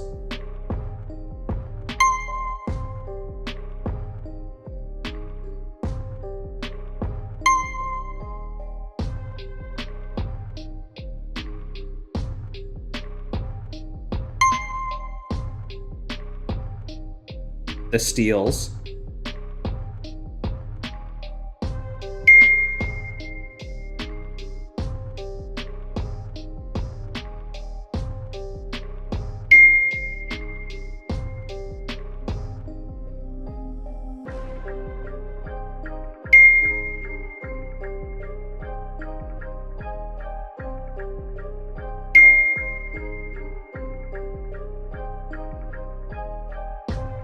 and the possible steals.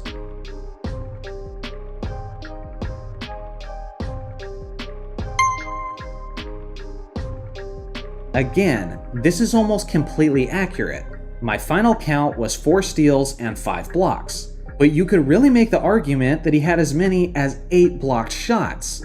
It's so hard to tell with these lone angles and with the low quality footage.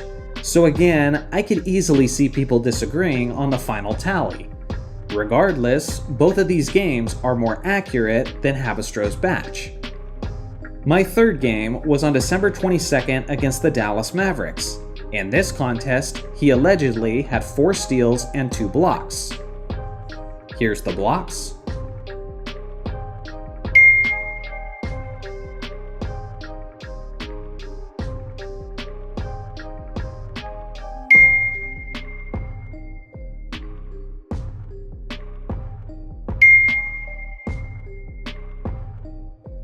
Possible blocks,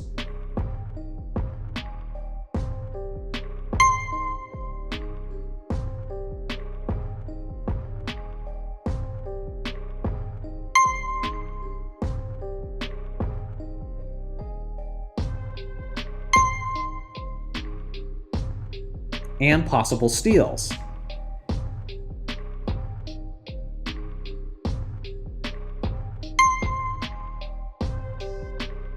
Now this is the first game of my batch that's egregiously off, and interestingly, it's in both positive and negative ways, but mostly negative. Again, the box score said 4 steals and 2 blocks, but my final count is 0 steals and 3 blocks, possibly as many as 6 blocks, because those 3 possible ones genuinely look like they may have been blocks. The 0 steals are brutal though. I'm telling you guys, I watched every minute of this game extremely closely, and I have no idea where the statistician pulled these steals from. I had 1 lone possible steal, but if you ask me, it definitely looks like John Paxson initially deflected the ball, meaning it should be his steal. Now let's look at the final game of my batch. It was on February 23rd, 1988 against the Seattle Supersonics. Allegedly, Jordan had 4 steals and 2 blocks. Here's the block.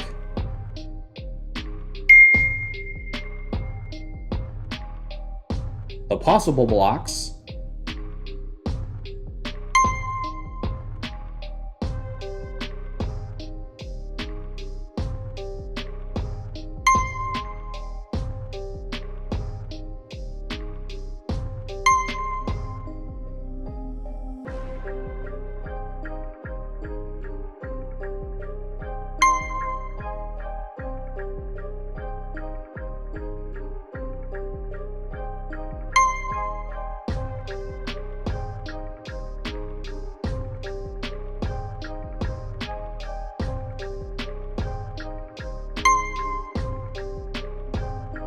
The steals,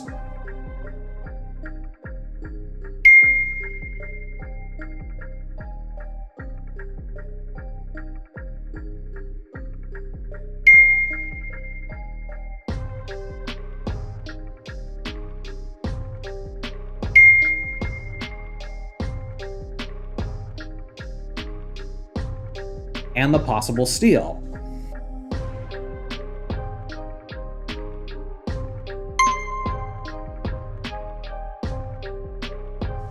By my actual count, this one is short, as I have MJ with 3 steals instead of 4, and just 1 block instead of 2. But to be fair, I did see 2 or 3 possible blocks that may have actually been legit, but it's just too difficult to confirm with this low quality angle. So now that we've seen the footage of all 10 home games, what are some of my stats and conclusions? Well, first, we gotta tackle the elephant in the room, which is steals. According to the box scores, the combined total of MJ steals from these 10 games is 47, and according to my count, it's just 20.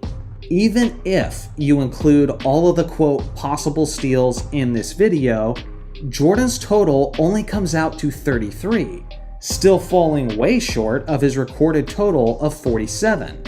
No matter how you slice it, Jordan's steals were horrendously inaccurate over this 10-game sample, and this is not an insignificant sample either. 10 home games is roughly a quarter of the home games that were played that season, and myself and Habistro purposely selected the games where Jordan had the highest number of steals and blocks. So in reality, it's even worse than simply 25% of the home games. This extremely inaccurate steals total can only mean one of two things. Either the statistician was purposely inflating Jordan's steals, or the statistician was so painfully incompetent that he didn't know what actually defined a steal. If you ask me though, it was the former. Jordan was getting his steals inflated intentionally, because if the statistician was just generally giving out steals out of ignorance, then more Bulls players should have seen their numbers inflated, and it usually was the opposite. In some cases, guys like Rory Sparrow, Charles Oakley, and Horace Grant were not getting credited as many steals as I witnessed them get. Again, I believe Michael Jordan is the greatest player of all time, and I'm usually very pro-Jordan on this channel.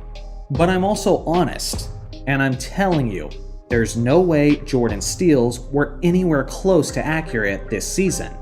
Now, it is important to mention that multiple things can be true at once. It can be true that Michael Jordan's steals were inflated, but he was also arguably the best defensive player that season.